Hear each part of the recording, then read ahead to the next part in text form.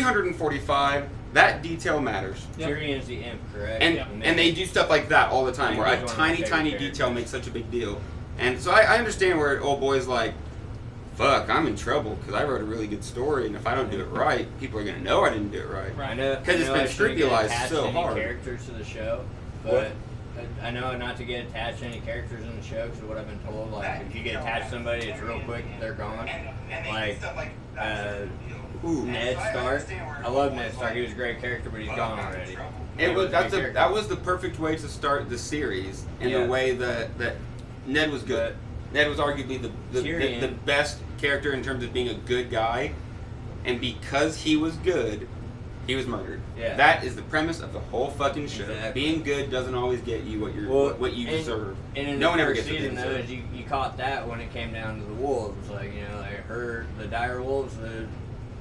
Arya's dire wolf was the one that actually bit the dude, but they killed Lady, which was, I can't remember her sister's name off the top of my head.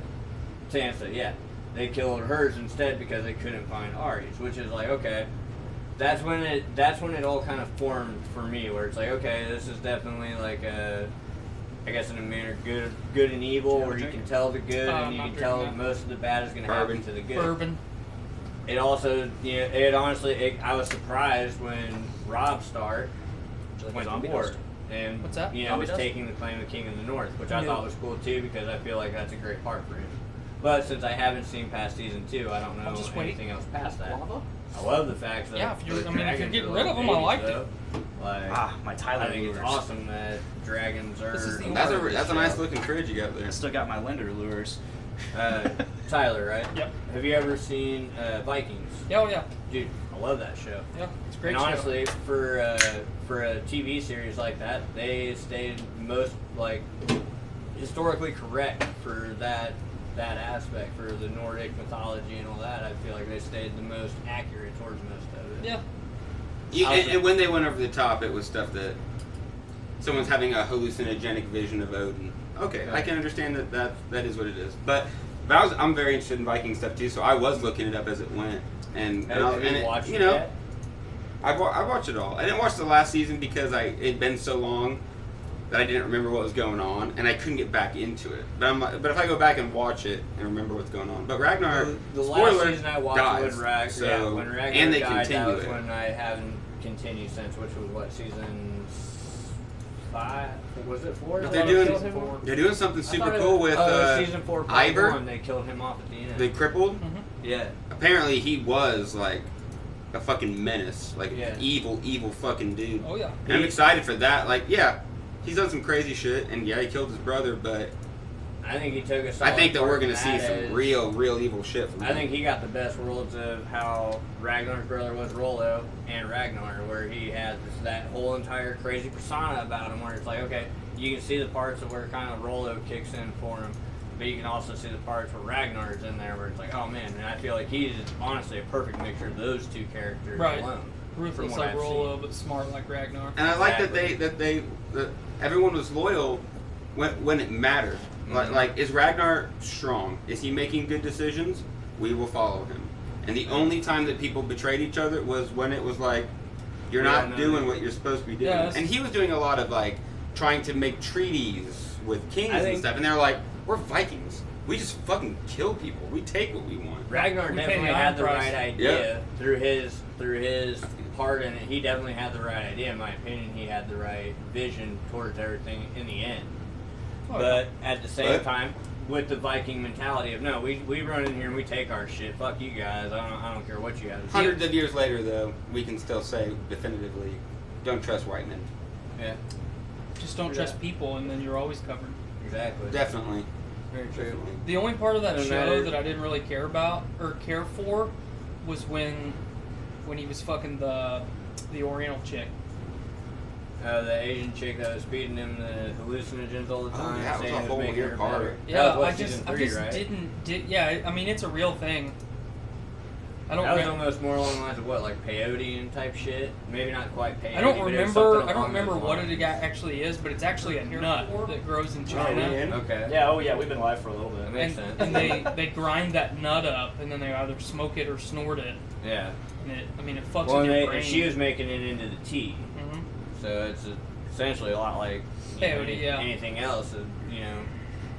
Peyote mushroom is one of those things that you can make a tea of and Right. skyrockets you. This is the only fresh fruit that I've liked from 450 so far. Which one's that? It says I liked Besides it the already. pineapple. The pineapple goes without saying. Which one is that? The guava, See, I haven't tried that one the yet. pink guava, whatever. It's just too.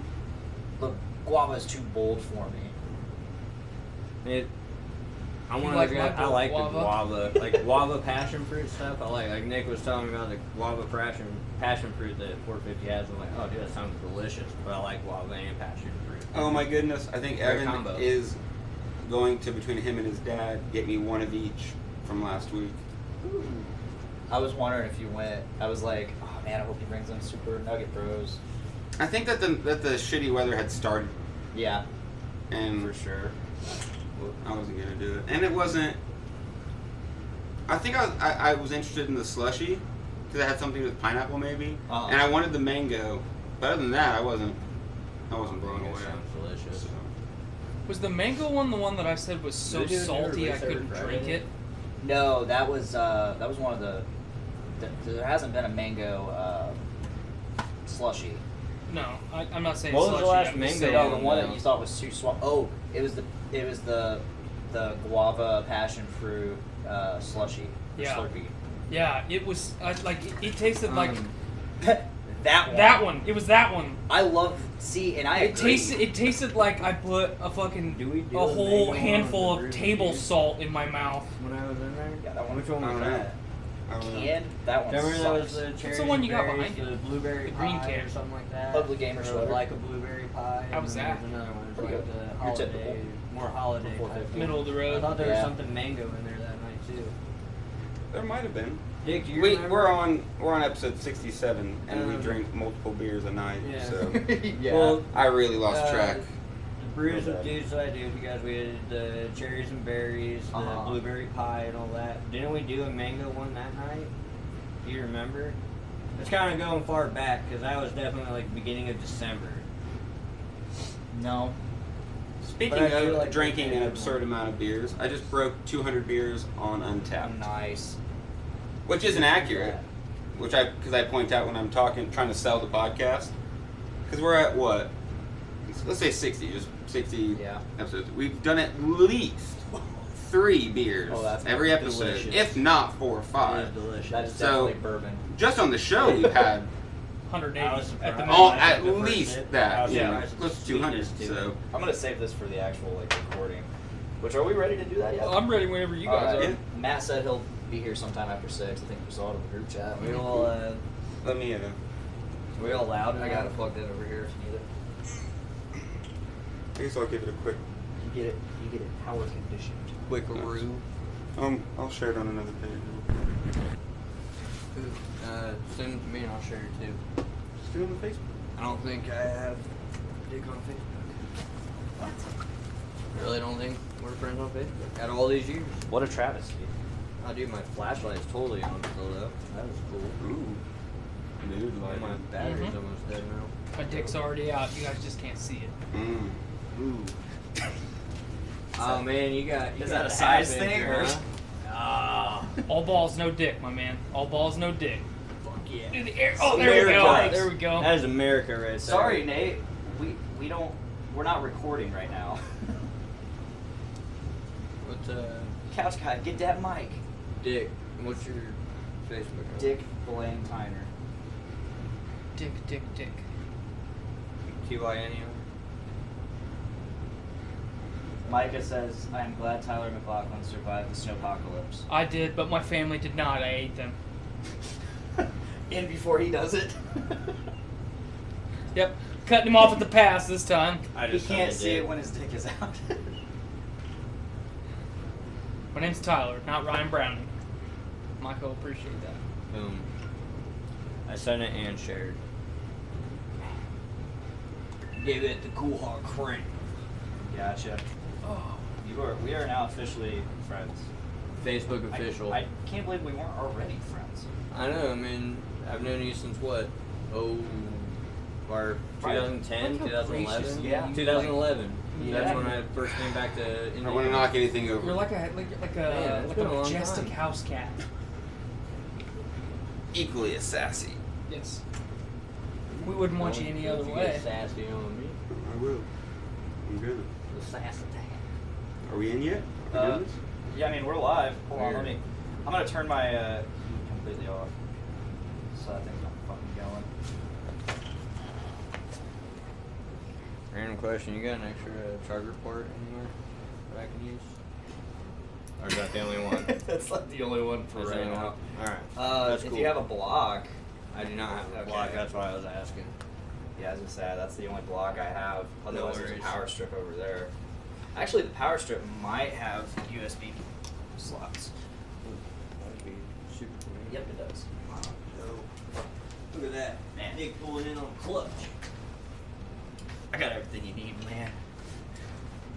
Telling you, man, that's why Chisargo has I hate to what you say it, need. but that's why technology is Chisargo like, has taking what you over need. our society. Chisargo has wares. Alright, Blaine let's doesn't fucking get what do I'm talking this. about. Oh shit. Are we gonna hear the music? Yeah, we will. Yeah. It just playing from like the very beginning. Pick it up.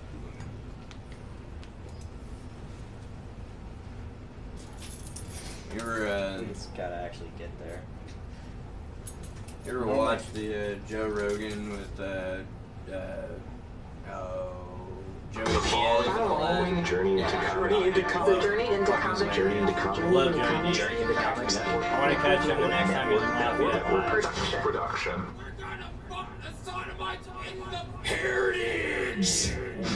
Wow. I had that for Podcastrophe. It just surprises me every time. I don't remember a whole lot from Podcastrophe. Me neither. That's the way that I it had to was supposed re-listen be. to it. That was definitely an awesome time though. It was fun. Disappointed. I had to push Nick and Brett to slap my naked belly.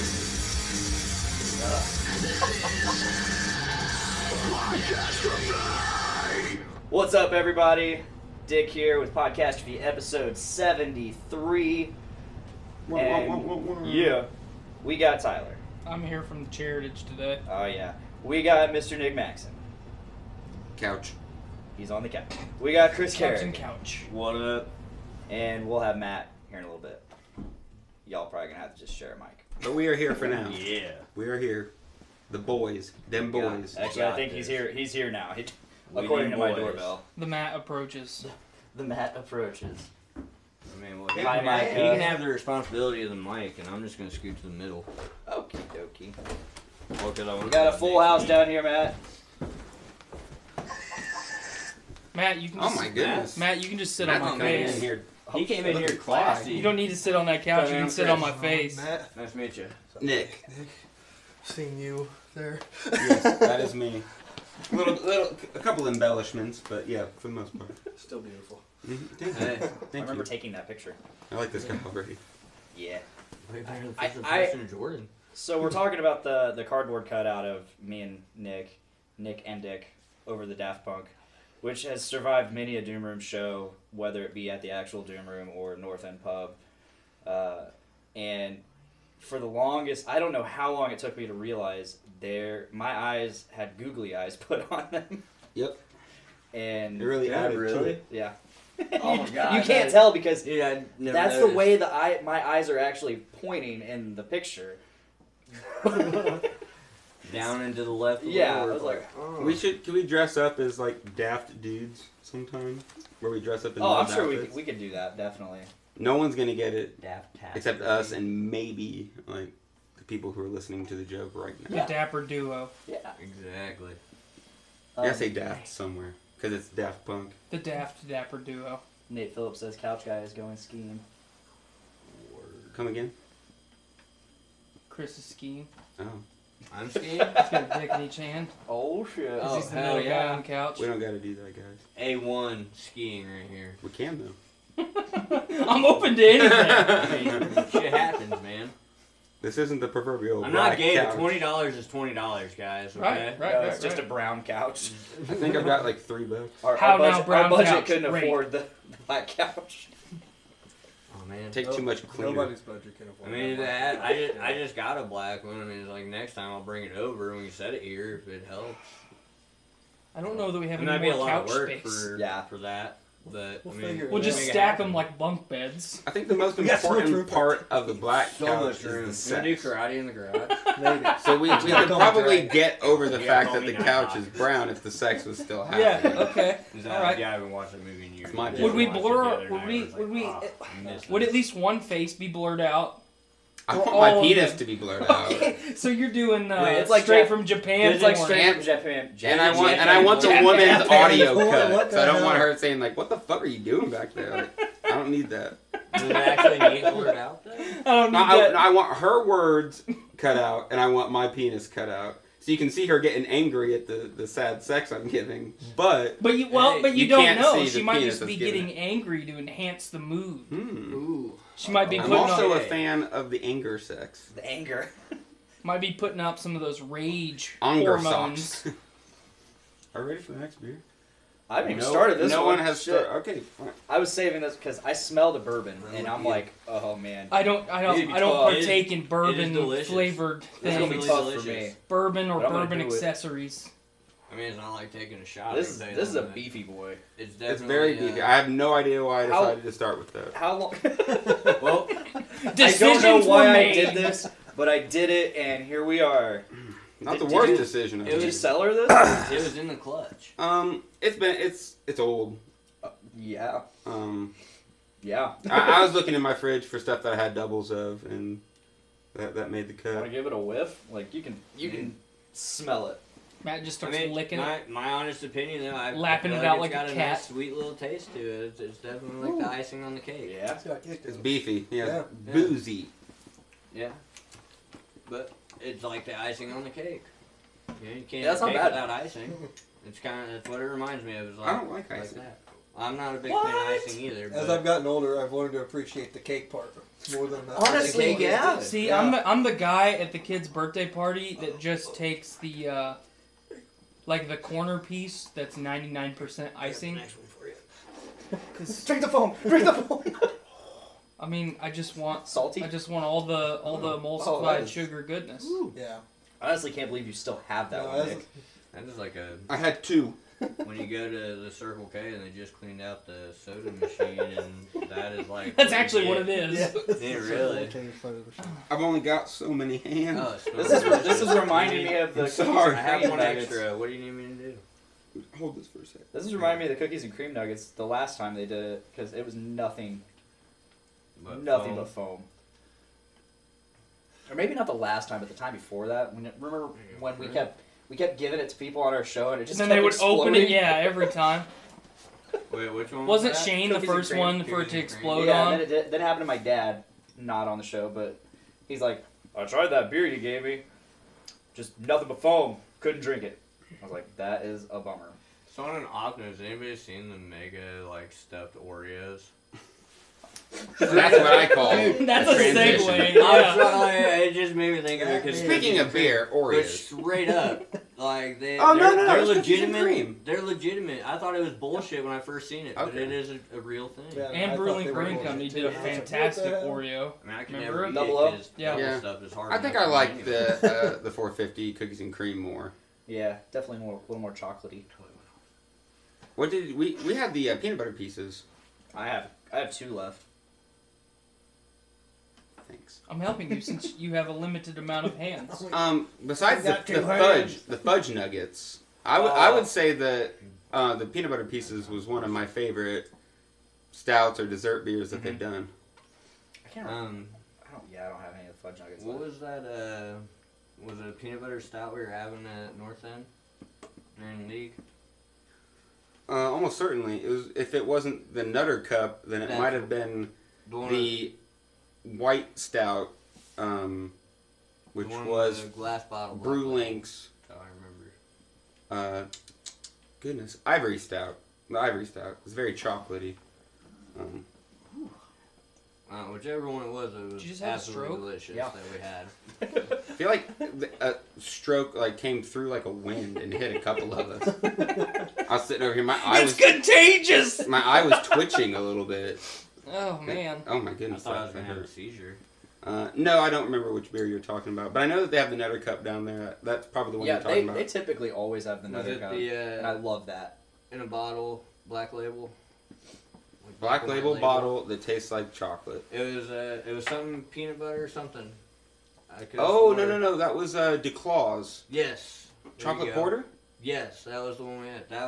I like that one. That was delicious. We got Evan Brown in the chat. Evan! Thanks for gracing Podcastrophe for Jeez! once. He saw it from that Brews page. I Cheers. know Yeah, he he did. did. I know he did. He's never here. Evan's coming to town this Sunday for Purdue game, so he's gonna come hang out at Taze with me for a little bit. What? First time trying Taze. I'm pretty excited. I'm gonna give it another I'm gonna have chance. to come in there. What was the bad thing when you went? Or what was the thing that made you need to give it a second chance? None of the food we ordered was right. When did you go? Like Nearly after opening. Oh, okay. yeah, none of the food was Alright. right. The service was awful. I would definitely go back now, because... No, I want to give it another try. Like, if I have a really bad experience in a restaurant, I just give it like 6 months and go back. I'm not one of those people that's like, me unhappy, never return. Oh, definitely. You know, I was hired on before they opened, so I was part of that first influx of trainees. Yeah. And it was hard. It was, it was a brand new restaurant. Right. Restaurant, bar, Okay. brewery, like, it was... Do you want anything? Okay. I wouldn't say that it was rough, because, it felt like it was going, but there were definitely times where things weren't working out, so yeah. If you went in the first month of opening, Yeah. absolutely go back. They're getting Yeah. ready to celebrate 1 year, The pizza's really good, by the way. and they're Well, I've doing... heard that, and that's part of the reason I want to go back. I had it the other day. I got a crown over at Allure Dental, right across the street. Mhm. And I got a crown and immediately went right over there and had me a Pleistocene 2.0. And, Drink the pain away a little. and I had, Drink the pain away Yes. a little. Yes. Absolutely. I feel that. That anal pain. Mm. That's I thought it was a that's dentist. called Oh, pain. there, it was a good time. Well, that's just the cover. Oh my goodness. Oh. They don't call it Allure. Allure When I got- Dental for nothing. When I got my How you doing? wisdom Yeah. teeth out, they did. They gave me where they IV it in, And Yeah. then They hit say- you with the nitrous too. count back from 100, and I made it to 97. I was out, Back. and then what they did is when I came to, they all picked me out of the chair and took me out to the car. I looked at the clock; it was 15 minutes. They were able to say, Epic. we're going to knock you out for just enough time to get in there and rip these fucking teeth out. It was wild. Who is that? Dentistry is wild. So It was wisdom teeth. when I got my wisdom They were teeth pulling taken wisdom out, teeth out. they knocked me out, made me count to 10. I don't know how far I made it. Probably not very far because I You can't feel count. silly. I had about 1 second of silliness where, so right now the lights in the room, when you're looking at them, you can see that it's going up and down, and over there it's going in a circle. There was about 1 second where the lights just did whatever the fuck they Blending. wanted, Yeah. and you go, what the? I don't And there's remember no anything. time to think about it. All I remember is them telling me to count to 10, and I know I started, but I don't remember anything after that. And then next thing I know, I'm in my bed. It's like 8 o'clock. You're jacking off. No, not. You not subconsciously put your penis right in your hand. Whoa! No, Just beating that I thing went like in it at- owes you money. I went in at 10 a.m. Fucking beat it so I went hard it in- makes you breakfast the next morning. At 10 I love a.m. that Dongo's subconscious goes to masturbation. I'm happy that we have decided this. Yes. Good idea. Did you really hold it up that high though, dude? I thought I was hanging out. Then I woke looked up down. and I was coughing. I was blood hanging up and out. Oh shit. shit. But then I went back to sleep for another hour, and this was from 10 a.m. to 8 o'clock at night. I was out, or at least consciously out. That was the I was day that awake at that I point. got into Black Mirror. Yeah. I got home and I was feeling weird, but I was 16. awake. Like I wasn't ready to sleep, so I hand selected episodes and moved through it because I heard that it's not continuous at all. Yeah. So I watched probably 6 or 7 episodes of Black Mirror and God damn. My wisdom Man, teeth that's just experience wild. was very profound. Go on. So I get in the chair, Let's they hear the trip. they give me the IV, and then like right before they made me do the countdown, they hit me with the nitrous too. Ooh. So not only did I have nitrous. not only did I have the IV, but I had the nitrous on top of that. So I didn't even make it 3 counts like Nick did. It's so funny that Two? they've got so many drugs that are just stupid powerful, and the human body's able to stay awake. Like during birth, the epidural. Oh yeah. Oh yeah. Directly into your spine. Just like Everything we're is gonna fine. fix You're you gonna the be fuck handicapped for a up. while. Like, We's gonna fix is ya. it. But so they put the nitrous mask on me and said, "Okay, count back from 100," and I went 100, and I'm out. So I woke up. My wisdom teeth were impacted, Oh, shit. so they were, they actually had to take a section of my jaw out with the tooth. Oh my Ooh, god. Shit, that's rough. So that's why they He's did had a the. rough life. That's why they did the IV plus the nitrous, because when I went Yeah. out, I needed to stay out. Yeah, I get you. I tell you, rough. When did you get yours done? My sophomore year in high school. Okay. And Oh then, wow. And then you got yours done within August. Okay, so very recently. Yeah. I was 16. And then, do you remember that night? It was like a year or two later. We were hanging out in my dad's kitchen, and he was drunk with his friends. Mhm. And he's like, and he's just going on. He's like, "Yeah, I remember that time you told me you got your wisdom teeth taken out, and you told me about going on about smoking hoochie." I'm like, I've heard "What? this story before. What the fuck are you talking about, Dad?" Yeah, I remember that. And he's like, "You said you smoked hoochie." I Seriously, did not like some say hooch? that. I was like, seriously, what the fuck is hoochie? Oh, you know, hoochie. You said No, I That- don't. that You devil's don't know lettuce. what you mean. the jazz cabbage. No, no, he's like, oh, you told me you were with your buddy Carl and you smoked the hoochie with him and you were so proud of it. And I'm like, oh, Carl, hookah. That guy. Wow. And he's like, yeah, hoochie. And I'm Hookah is like, definitely one of those things that looking back is like, I was dumb. yeah. I probably. I was never really into Let's it. throw Yeah. some high fructose on this tobacco. Yeah. I was- Yeah. I was- Yeah. I was one of those The kids where flavor I was was like, if I'm nice. going to smoke something, I'll just go smoke weed. Right. Exactly. That's what I. That's I what told wasn't everybody a else, big. guess. I wasn't a big weed smoker then, so it was like I like the flavor aspect of it. Yeah. That No was transition. Where I stood, was the flavor of it. I didn't really start So- smoking the other till I was So I go 19, unconscious in the chair. 18, 19. Yeah. I wake up in the chair, and this was quite a long time afterwards that I wake up. And the first thing that I tried to do was Jack get off. up. Oh. Was get up so I could Get up or get up? get up so then I could go to the lobby and jack off. I'm not gonna do it in a room by Right on myself. the nurse's station. I mean, so I try and stand up. Everyone Why in the room. lobby? Because he doesn't want to be alone. So he when you wanted jack off, everybody you to want people to be visualize. I want as what was many happening. people fucking as possible. CK Louis over here. So Oh man. so I try to stand. Witness me! Yes. Make Watch as, his make as much. Is eye it contact. okay if I jack off in this plant? No, I it's just wanted not. to ask. We're going I just anyways. wanted to ask. It's a hypothetical, okay? But so I try and stand up, and all the people in the room basically tackle me back into the chair, because legally an endodontist or an oral surgeon is not supposed to let you get out of that chair unassisted, because you can fall and Touche. fuck your face up real bad. So they confine me back to the chair. I black out. I wake up later. I'm in a wheelchair being pushed out to the car. I get in the car, immediately black out again. 45 minutes later, I wake up and I'm standing in a Walgreens. I don't know what Walgreens.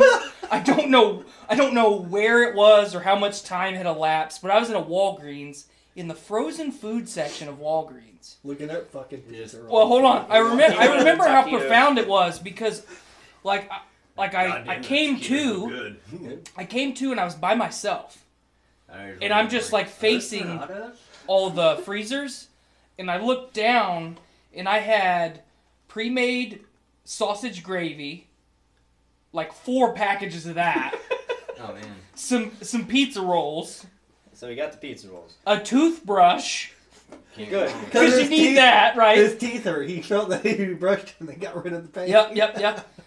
I remember looking down at my arm full of stuff. No thanks. Is it still the? Did you see all the trouble I just went through? Yeah, but it's still the. Okay. I'll try it again. I'll try it down again. here. All right. But Side. I looked down at my arm full of random shit, and I heard someone say "sir," and then I blacked out again. I woke up in jail. I woke up at home. Penis in hand. I woke up at home at my kitchen table, dumping hot potato soup down the front of my body. So I had a bowl of potato soup that I was trying to just drink from the bowl, and it's running down my face, just burning the fuck out of me, because whoever was taking care of me made me this soup, didn't think that this guy's pretty fucked up still. He's just gonna dump it on himself. Let's give it to him anyways. Like, no, okay, sweetie, like, give it a little bit. It's real hot. And you don't think that the numbing agent is going to last as long as it does. Nope. So 6-8 hours later, you're trying to do it, and it's like, oh my god, that's incredibly fucking hot. But you don't feel it till it's there. Yes! Yeah. Because all that's numb as fuck, and you're like, oh my god, what is going on? Like, That's exactly how it was. You just dripped soup down your face. I felt like such an idiot because the other day when all this happened for my teeth, I got a crown, I got a filling, and they just shot it straight in. So first off, before they numbed me, and then they started going to work, and I was like, ah. They're like, you still feel that? I'm like, yeah. So they're like, all right, we got you. He sticks something directly next to the tooth. He's like, you're gonna feel warm, and then your heart's gonna start racing. Adrenaline. They shoot you a straight adrenaline. He shot it. Epinephrine. Didn't feel fuck all the rest of the time, and then so I'm leaving. I can start to feel it wearing off, like in terms of like I have feeling in my face again. And sometimes when you have something stuck between your teeth or something, you start like trying to Going at it. Oh yeah, you're trying to pick at it. but like with spit. your tongue. Yep. Yeah. You're trying to irrigate it. You're trying to get it to pop out. I was trying to do that. I don't do that. You never done that? That's so interesting. As you speak about it and I do it, I'm like, I know what you're talking about, but I've never done that. I use the tongue. I tried doing that, and like an idiot, that side of my mouth was still numb, so I was just drooling down my face. I'm like God. Fucking mongoloid. No, I was doing that, and every time I did it, and I'm like, God damn it! The fuck? Yeah. I tried at least 3 times before I was like, okay, that is clearly not going to work. A little pharmaceutical for you. Right before my daughter was born, I had my second surgery on my wrist, and they take me back. This is right at the beginning, and they have I forget what the fuck it's called, but basically I have a needle that's this long. It's very flimsy. They have to take it and put it down into my nerve endings through my shoulder. So it's coming down through my shoulder and it's ending into my back. So it's about 10, 12 inches long. The old nerve block. So as he's doing, he's like, if you feel any pinch or anything like that, let me know right away so I can stop so we don't do any damage. I hate doctors as it is. I hate all that shit. I just absolutely hate it. I always have. So he starts doing it. He gets about halfway through, and I'm like, oh my god! Freaked the fuck out, right? Scared the shit out of this guy, scared the shit out of the nurse. I started laughing. He never fucked up or anything. I just wanted to freak him out.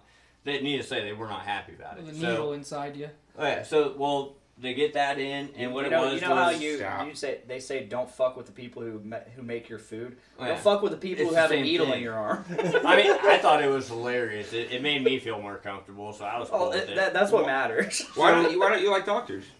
I don't know what it is. I just do not like being in that situation where I have to deal with a doctor or I have to deal with a dentist or anything like that. I mean, you're talking to a dude that's got like 10 teeth left in his mouth. You guys watch Metalocalypse? And absolutely, I love Metalocalypse. Remember that episode where they all had to go to the dentist or whatever, and they're like, man, dentists are fucking... I don't want some fucking guy that's suicidal. Well, I mean, it's really a paranoia, though. It's no different than arachnophobia or anything like that, where you're scared of spiders. It's really no different. It's just one of those things for me where I get very uncomfortable knowing that I have to be in this one spot, and I have to stay there. Let alone I'm claustrophobic. I mean, when I was a kid, I remember standing outside of the shelters at Cedar Point, Standing outside with my dad because I couldn't handle being around older people inside. I mean, it's just one of those deals. I hate it when the dentist tries to talk to you while you have your shit like. Oh yeah. Also, they take me back to the operating room. So I'm in OR. They're getting ready to start. They're talking to me and stuff. You know, I'm shooting the shit, joking around, this, that, the other. I come to. Well, I don't ever have like the real major side effects a lot of people do have, where it's like, oh, where the fuck am I at? Oh, I'm choking on this big black dick like the bitch off Facebook. I never have that situation. It's always been one of those things like I come to and it's like, okay, I'm ready to go home. Teach like, their own. The last time I was in a coma, I didn't get pregnant. Well, that's a good thing. But the time before. Just time before. We don't speak about that. We don't talk about that anymore. But, so my dad takes me and he's like, all right, well, we're going to stay ahead of the pain. He's like, so instead of just taking one pain pill, go ahead and take 2, stay ahead of the pain.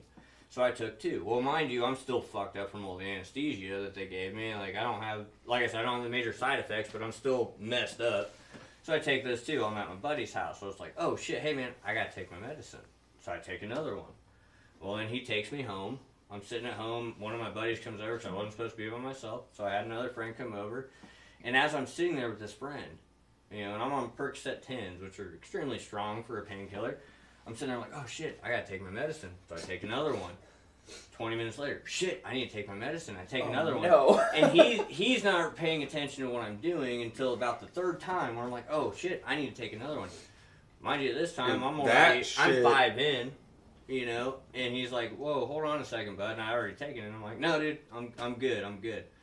Mind you, I'm sitting there telling him I'm good. I'm sitting there with Taco Bell, a $5 Crave box or whatever, in my lap that he brought me, drooling on myself like, you know, a kid that cannot control himself at all. I am good.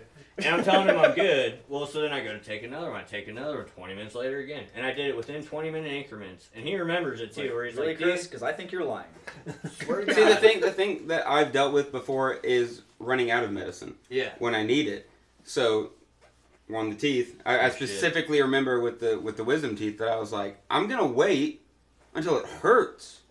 I'm just gonna wait until it fucking hurts. They gave me Hydro, and I think that's what I got too. One of them, the entire time. I used them for a couple days, but I specifically remember like when it was like, cause you're numb for the first forever, and then when I felt it, I don't even think I did one the first day. The next day I took one, and it was like, it didn't feel good. Like you can't eat because your mouth is fucked up. So taking those really strong painkillers with nothing in your stomach, oh, dude, I remember feeling awful, nauseous. But it was like I'd rather feel that, because it wasn't like puke nauseous, but it was like you didn't feel good. I was like, I'd rather feel that than the pain in my mouth, because the only reason I go to the dentist, unfortunately, is when it fucking hurts. The best thing for that though is protein shakes. As much as or fucking hydrocodons. Well, no, I'm saying. And I didn't end up using them all. I still had like 4 left over afterwards, because I was very good at rationing it. Yeah, but they give you that extra edge. Like, that protein shake will give you that extra part where you're getting all the nutrients you need, but you're not actually eating, but you're taking in all that extra nutrients to where it counters it a little bit. Yeah. You're still going to have that sick feeling and that, oh my god, I'm fucked up feeling, but they gave me oxycodone with 1,200 milligram ibuprofen together. He was feeling good. So, I mean, the first time I took the oxycodone, I was like, whoa, this feels good. And then I was like, wait a minute. What's this nausea knocking at my door? Oh, I have a bunch of holes in my mouth? Let me just go throw up and bust all my stitches. Like, it was not good. Like, especially, you know, we're 24 hours after the hot potato soup episode, so my mouth's not feeling great. Classic. And you definitely just on multiple levels. So now you got the hot potato soup. Plus that was the episode. That was the number one thing I was worried about, was busting those stitches, because I had fucking caves where they pulled the teeth.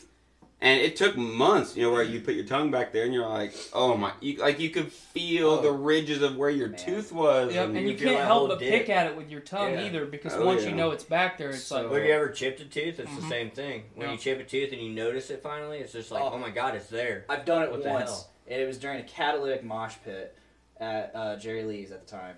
Oh man. North End now. and I just somebody's shoulder went right into my jaw, and then I was like, oh, that sucks. That's sharp. Why didn't you try out for Cadillac when they were looking for a vocalist? No. 30%er, man. No, I'm not gonna Same drive to reason I've Indy. never That's the tried thing, and I don't have the time for it. But I've anyway, been trying so hard to expand that way. I commented one time, and a bunch of people jumped on it. They're like, dude, you should do it. I'm like, none of y'all motherfuckers have ever None of heard you guys me want me to do cleans, you know? But I'm definitely, you know, something I want to try. I told Dustin, I was like, dude, if you're ever doing a Lafayette show and you just want to, because Dustin's doing all the vocals now, I know. and he shared some videos the other day, and it sounded great. Yeah. I told him, I was like, hey, dude, if you're ever in a Lafayette and you want to like have a song break or something like that, just let me know. Mm-hmm. Tell me what song, and I'll practice it. Kind of guessed in or Yeah. whatever. They're so good. Yeah, they're so tight. And I've heard that from the people that record them, and that's when you really really know, you know, when you're able to say, like, it doesn't sound like much, but if they're playing at 180 beats per minute, every Sick. single member of the band is playing there, not 179, not 181. Everyone 180. is tuned right where they're supposed to be, and it's not everybody's cup of tea. It is mine. It's fun. That- It's just that good sounds- music. It reminds me of other stuff that I used to like. Yeah. It's metalcore. Through and through. Better. Mm-hmm. Better metalcore. Everybody honestly. gives them shit because they're like, oh, you guys are like just like Killswitch Engage, and they're like, And Killswitch Engage is an amazing fucking yeah. band. But They are. So- you tell them that, and they're like, I think we're more like soil work. It's like, yeah, I see that. I definitely see that. Why do we always have to shit on each other? No, that's my point. Yeah, it's Better just than like, pissing on each other. Pissing's a lot dirtier, Well, my opinion. I don't know. no, and I get it. I've been booking shows for this is 6 or 7 years now, 6 years. and people have said, like, people comment, they're like, you used to book metal shows, and you don't always book metal shows. I'm who like, fucking cares? no. You don't I even book what I like. Yeah, you've booked more than metal shows for several years now. The majority of the Absolutely. time that I've been doing it. And Would you book me if I labeled myself as an amateur yodeler? yes. Absolutely. Okay. Yes. All right. Anyone that's listening or watching this, we're gonna put this into the works. We're working on Amateur Can yodeling. we get it? Can we get a test? I on love this? doing Not reveals today. like this I'm because not the chance warmed of up. people hearing It's it the is wrong acoustic style. not necessarily Yep. slim. But like, I love announcing stuff on Brews with Dudes, and no one ever brings it up again. But I'll say right now, Podcastrophe exclusive. We're working on what is it? Tony Hawk 1 or 2, I don't remember. Goldfinger, Superman. Here I am, getting older all the time. Getting older all the time. Feeling younger in my... You know what I'm talking about? No idea. Really? I didn't play either Okay. of those games. So 30%. Ska, punk, whatever. Yep, I yep. played Underground. You're So grounded. for LaffyCon, I've got a couple punk bands, that's all I'll say, working on doing a cover set where they only play Tony Hawk music. Fuck yes! From the, And from we- the original Tony From the Hawk? first 2, 3. Oh, bet. From the first 2, 3. From Absolutely. the first 3. 1, 2, and 3. It's Tony Hawk. but- biscuit. I'm picking up what you're putting down, man. I smell what you're Counting stepping to- And we've got several people working on the horns because it's a ska band. Yeah. Right? Mm-hmm. And Nick Maxon is playing trombone at LaffyCon Fuck yes! on Fuck stage. Yeah. So prepare for that. Woo! It's gonna happen. I'm excited for this LaffyCon. Are you gonna wear pants? Me too. Maybe I not. mean, Okay. you never know. No, I'm pretty excited. LaffyCon's gonna be fun. This is gonna be No, when's LaffyCon happening again? April 27th and 28th. That's a good Be plug there, right be there. square. Night of the Round is coming back. Good. We're talking to Nice. Yavin 4. We've got the band playing Tony Hawk stuff. Yavin 4 is good. They're very good. Um, I don't think the guy likes me. So I'm friends with Chris Charles, and Chris Charles made. You were part of it. The gay comic strips. Oh, those are great. I was part of that. Do not Exploring. miss out. And people take it the wrong way. You know, like I'm so weirdly in the middle. Like Those were so many just people fun. on the left are very like, don't you ever fucking say anything that could be misconstrued. And I'd like the right where it's like, we joke. I'm not saying that. We joke hard. I don't even want to say because I don't want to be taken out of context. But You know, if someone says that someone called us a faggot earlier. Yeah. And, you know, yeah, it's a terrible word. It's a terrible word. Yeah. But I'm not about to cause World War fucking 3 over someone's offended by it. Joking. Is that person a shitbag for using faggot as a derogatory term? Sure. Yes. I'm not about to cause World War fucking 3 over it. Well, you know? here's kind of the comes from a standpoint of us, you know, everybody's different point of view on everything. You know, when it comes to I was getting ready to grab it. Yeah. You go after it. a homosexual I want you to try man, it, you know, and hearing that, you know, they're probably obviously going to take way more Yeah. offense to me sitting here being like, oh, hey, you're a faggot, you know, like. Obviously, it is a very derogative term, and the matter, I think, is worse than saying, "Oh, Better fuck than you." the last time I had it. In all opinions, Yeah, at this point, sure. I would much rather someone say "fuck you" than to call me a faggot or to call me a derogatory word. It's a pure insult that is taken in all different kind of manners. But I mean, here's kind of the flip side of the coin, and it's not necessarily correct, but it's kind of the way that I've modeled myself the last couple years, especially because I'm an extremely abrasive guy. I mean, everybody in this room except Chris, I think, understands that I'm an abrasive guy. If you allow words to hurt your feelings, you are giving other people power over you. Absolutely. And you should never concede power to anyone else, because it's totally unnecessary. And I'm not saying that you should be like so calloused and just so, you know, so stone-faced that you're devoid of emotion. But if I say, hey, Nick, you're a dumbass, if that legitimately hurts your feelings, like, number one, you need to communicate that with me so that I don't do that. Nick, you're a dumbass because you think Nick, you think that way because you're Christian. You're a dumbass because you're Christian. You're a dumbass because you're gay. You're a dumbass because... That's not okay. That's a like we just did personally with our buddy earlier. To a stereotype, essentially. You can call me a dumbass, but you better back it up. Right. I want to hear it. You're white. You're black. You're brown. Bubba, that ain't gonna hold up. Yeah, because ain't gonna hold up. We're all dumbasses. Well, and I've brought it up on the show many a time, and you know, anytime I debate anything with anybody. If we all just acknowledge the fact that we're fucking human beings, we are all legitimately 100% human beings, at least half of our fucking problems would go away overnight. Doesn't matter if you're white, black, brown, purple, fucking rainbow, iridescent, fucking, it just doesn't matter. You're we a all fucking, bleed the same. you're a fucking human being. Get over it. And I don't, and I legitimately, for the entirety of my life, have never fucking cared. Just don't care. I don't care what you're like. The only reason if I don't like you, like, it's because of something that you've said. It's because of something you've done. Right. I've never ever said, I'm like, holding you accountable for something that you've done. Tyler's wearing an Indiana University. Oh my God, fuck him. Holy shit, fuck him. Just because of something that has nothing to do with your character. Right. I mean, it has something to do with your character, but my sister goes there. Sounds That's why I have this. delicious. I wish I was iridescent. I kind of wish you were iridescent too. You've been real fucking quiet over there. Pretty white, dude. There's no room to talk. Get in there. We're fighting. We're fighting for space. Kick we down have the door. We have two very strong quiet personalities over here, and you know that's one of the reasons I love having Nick on here. It's because he's very opinionated. Because he challenges and me. He challenges him, and he has interesting shit to say. And he's a beautiful guy. That's why I keep talking. You guys get to talk every week. I only get to talk every week. I want to say this. So, on Drunkastrophe, we were drunk. And I was dead quiet the whole time. And you said something that really hit home for me. I hope you didn't call him a faggot, because that's rude. And this is the episode he comes out. You were kind of like having like this drunken heart to heart with me. You're like, man, I know you only like to have me. You only want to have me on the extra, the drunk show. And you don't want to have me on the regular show. And I'm like, what? That sounds like something I would say drunk. I was like, what? I remember this conversation. Well, it was always really difficult when we did it on Wednesdays. Yeah, because you had band practice. I mean, you do your own. I mean, we all have... That's something else we stress all the time on the show, how fucking busy we are. I mean, I fucking Sonic the Hedgehog speed grouted a bathroom, like, right before I came over here.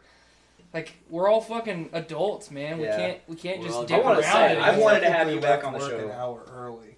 What's that? I technically left work an hour early today. Damn. I know, My you're man. all fancy. I wanted to man. have you back on Maybe the show still for a underdressed. while. Very Yeah, sorry. we've both been. It's just a matter of I'm like, Dapper Dan. well, when we moved to Dapper Tuesdays, Dan. we have moved into a Lieutenant house Dan too. where Mr. I didn't want to Lieutenant really Dan. have anybody over.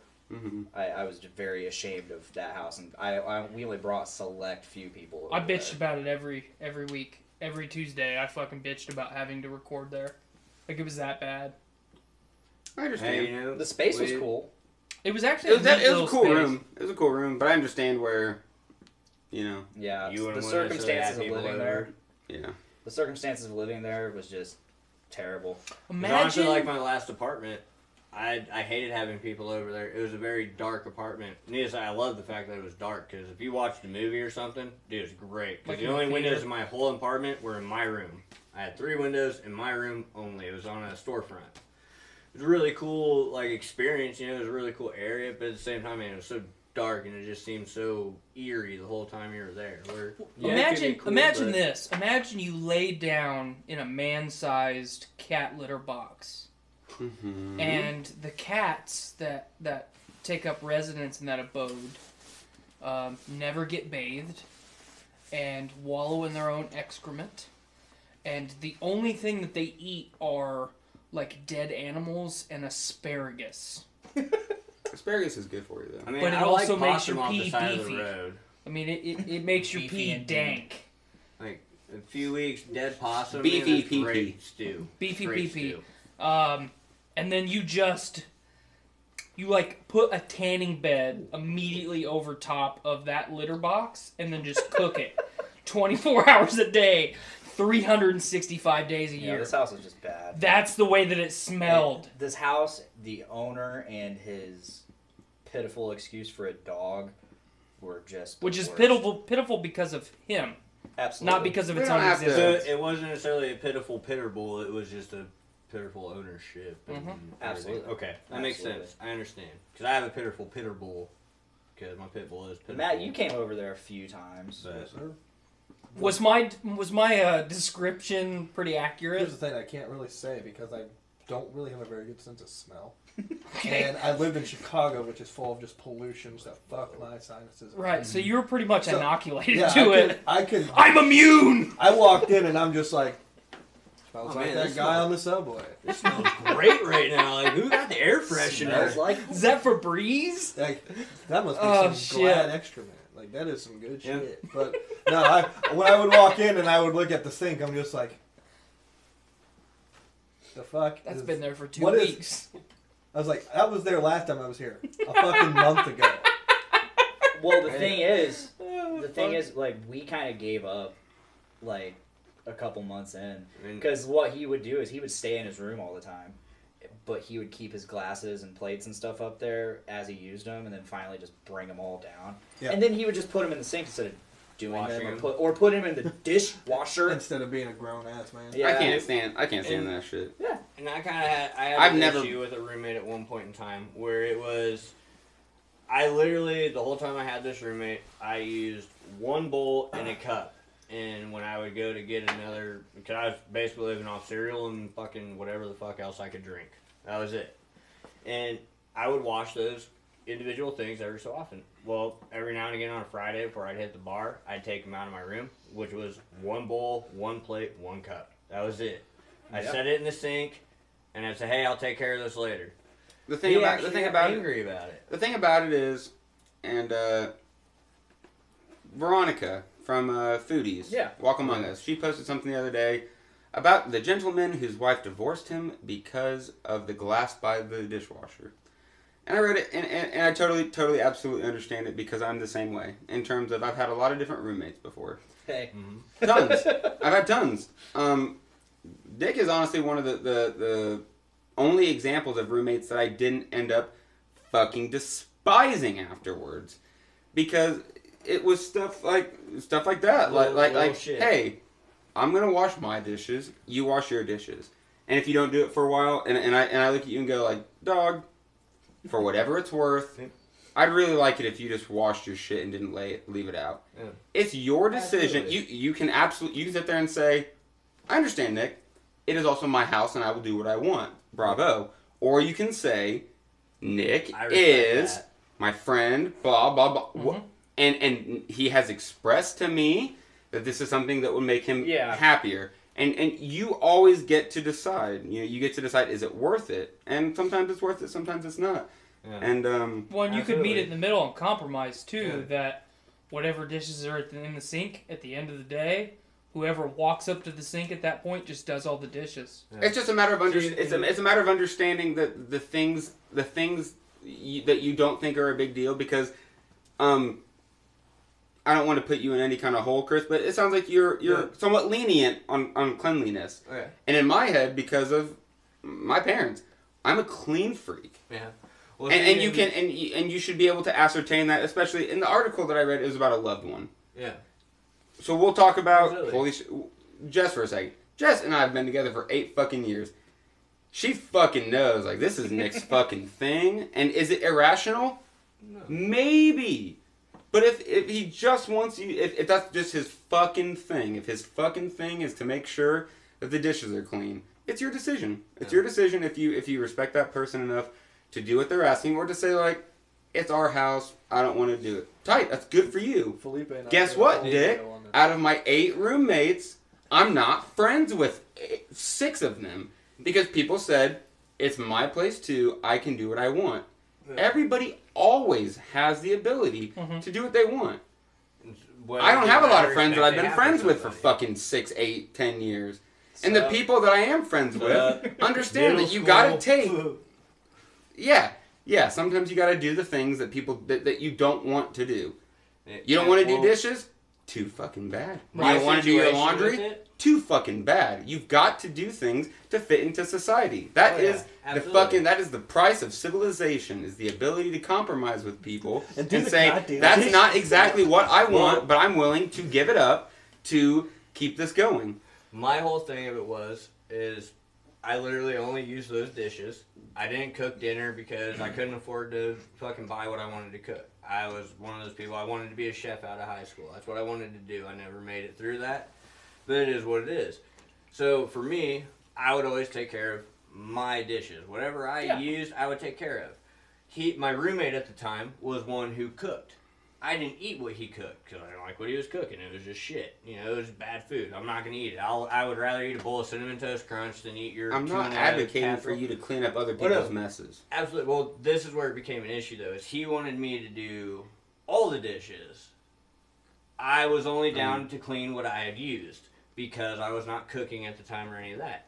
Had I been partaking in these dishes, you know, that he was cooking, or if I was cooking, yes, absolutely, I will clean up my mess. My whole thing with living with roommates is you're responsible for yourself and your mess. Now, if we all go in together, let's say it's all of us living together in a house, we all cook dinner together. All right, well, you know what? I don't expect one person to take care of the dishes, but hey, you do the first load and we'll do the second load. So it sounds like we're dragging the fuck on. I have no idea where we were, Absolutely. but the point is you gotta be vocal about what the fuck you want. Yeah. If Dick and I never made fucking beautiful dinners together. Yeah. If Dick and I had sat in the kitchen and made beautiful dinners together, Candlelight. then it's up for discussion who has to do the fucking dishes. Yeah. It's not if Exactly. Dick Dick walks downstairs, makes himself some fucking pizza rolls, walks upstairs, eats his pizza rolls. It's not my job to watch his pan. It's not my job to wash his fucking plate. That's Yeah. his fucking job. That's an exact that's- scenario. That's a matter. That's a Exactly. matter of being. That's a matter of being a decent That fucking happened. person. Is he, well, Somebody- and that was in a- my viewpoint of it. in a- though, in a where video it's the other take day- care of yourself. Somebody referred to an idea that's called behavioral conservatism, and I hate terms and shit. But I'm very, very. I hate vocabulary. I really do. Verbiage. I It hate gets me every time. Well, no, because you hear stuff. You hear stuff about fake news, and you hear stuff about alt right, and it turns into something where every time you don't agree, Right. you slap it. You slap it. It with becomes a this, stereotype in itself. this different verbiage, and the idea of behavioral conservatism is the idea that shit is gonna go a certain way. There's a schedule. We decide how things go, and we lot execute it the different way from it's the supposed first to be. And that I'm absolutely that. More of a kick. Economically, and socially, I'm very, very left and liberal. But in terms of the way it works, because if you have a kid, It's good. Mm-hmm. you've got girls, right? I just have one. Yeah, but I yeah. like it. and and I'm sure she is rowdy as fuck. I've got a 7-year-old boy, and from the way I was raised by a cop, and I was the second son, and there was 3 boys. You did what you were supposed to fucking do, and it took a very long time. But if Dad says, jump, you jump. You jump. And if Dad says jump an extra half foot, you jump an extra fucking half foot. If Dad says do this, you fucking do it. It's the way that the world fucking works. You do what you're supposed to. And I'm definitely, I think that way. I think that you have to instill that in not just boys, but girls. You have to instill it in people. Well, you have to instill that in human beings. The world works this way, and you have to fucking do things. Right now, parenthood time, messes. Clean your messes. You can't watch TV until you clean your messes. And for a while, it don't make no fucking sense, but it has to be the thing. You have to just beat it into their fucking heads. And well, kind of like last weekend when I had Carolyn, I just had my daughter, and she's 5. Well, it was one of those things where it's like, hey, we're gonna have a daddy-daughter date. But after the whole day of her playing with my buddies, kids and stuff, it was like, hey, you guys need to clean up your mess. And my kids are very well behaved. I'm blessed in that matter because I was a shithead as a kid, so I don't know how I got so lucky. But my kids are very well behaved for the most part. And my daughter, on the other hand, she went and she cleaned her mess. We went on a daddy-daughter date. It was the reward to it, where it was like, hey, if you make sure your stuff is cleaned up, hey, we are going to go and take this date. And absolutely best time of my life. Took my daughter bowling for the first time. Great. Had a great time. It all comes back to what I think I was getting at, and we might have gotten sidetracked, is you have to lay out, for the most part, the terms of engagement. Mm-hmm. With the people that you're roommates, you got to be like, if we're doing this, you got to do this. With kids, hey, you want to watch those fucking dumbass YouTube videos? You got to do this. You got to do this. Well, because if you don't do it then, it makes your friends, people, children, it makes them think that the way that they're behaving will work. You have to tell people, this is what I will accept. You don't have to be a leftist dickhead and say, like, you must do this. But we were hanging out with a buddy today that said some shit that I didn't like, and I spared not one fucking moment to be like to say, I do not like what you just said to me, and this is why I don't like it, and and if you want to talk about it more, I can. You got to be straight with people. Well, and it hurts. You're taught about us flying over from Great Britain and taking over America. You're not taught, you're not taught that how we got where we were. You taught me about Columbus sailing the ocean blue. You didn't tell me how to do taxes. You didn't tell me about healthcare. You got to be honest. You got to be honest with people, and you got to be able to understand where you're coming from. I think from a parenthood perspective, I think one of the biggest ways that we fail as a society is if you acknowledge the fact that the world is a cruel and difficult to live in place, you are a radical extremist conservative, and you're just out to put your thumb over everybody and just oppress people, and it's bullshit. The world is fucking awful everywhere. But you cannot instill a sense of nihilism. You can't install a sense of nihilism in your children, because what good does it do to teach your kids and the people around you that it's not gonna get better? Well, you can't teach people that it's not gonna get better. But you can tell them that it's really fucking bad. It's really hard. It's tough, but you got to look at the bright side of it. Yes. Not that you have to look at the bright side, but you have to do something. You are the person that can do something different. Yep. You don't have to be an eternal optimist where it's all sunshine and rainbows and butterflies are flying out of your ass. But you have to acknowledge the fact that life is hard and it is difficult, and it continually gets more difficult. Yeah. As long as you ignore the fact that it is difficult. That doesn't do you... Absolutely. Blind optimism. Blind optimism doesn't do anybody any good. Right. You have to be able to understand the troubles that you're dealing with and think of an effective way to move forward. Well, I think you have to be very careful in how you do it, but I think that, like, from the time that, you know, kids have the ability to really think and act themselves, you have to instill the idea that you don't get anything without earning it. Absolutely. And you're I agree with that. And you can't bring others down in the pursuit of what you're doing. Yes. And I didn't, you know, I didn't necessarily grow up that way and deal and have to overcome those things directly. But you gotta, you as a parent are, you mold the world that these fucking people live in, and these fucking little people are going to be us. They're going to be older. They're going to be the ones that are shaping the world that we're living in. And I do truly believe, I do truly believe that radical fucking fascism is not going to ruin the world that we live in. Well, I think that compassionate mentality is going to work out. Absolutely. I gotta pee. Well, like for me, as You're a in kid, luck. There's a toilet right there. Right there? Right inside that room. Here I go. As a kid, you know, I was raised Roman Catholic. Okay, that was how my family did shit. Me too. As soon as I came from Ohio to live with my dad and my stepmom, it was all Roman Catholic. It was hardcore, embedded into my head, where it's like, nope, you go to church every Sunday. If you don't, you're going to hell, kind of shit like that. But what I've come to learn after having 2 children is it's one of those things where it's like, okay, for me personally, I don't really have a religious view. I'll figure it out when I get there. That's how I look at it. Right. But me personally, when it comes down to my kids, I don't have to yell at my kids. You know, I might raise my voice, but as soon as I raise that voice, boom, the kids know, oh shit, we fucked up. What did we do wrong? Mm-hmm. My kids have become immune to the dad voice.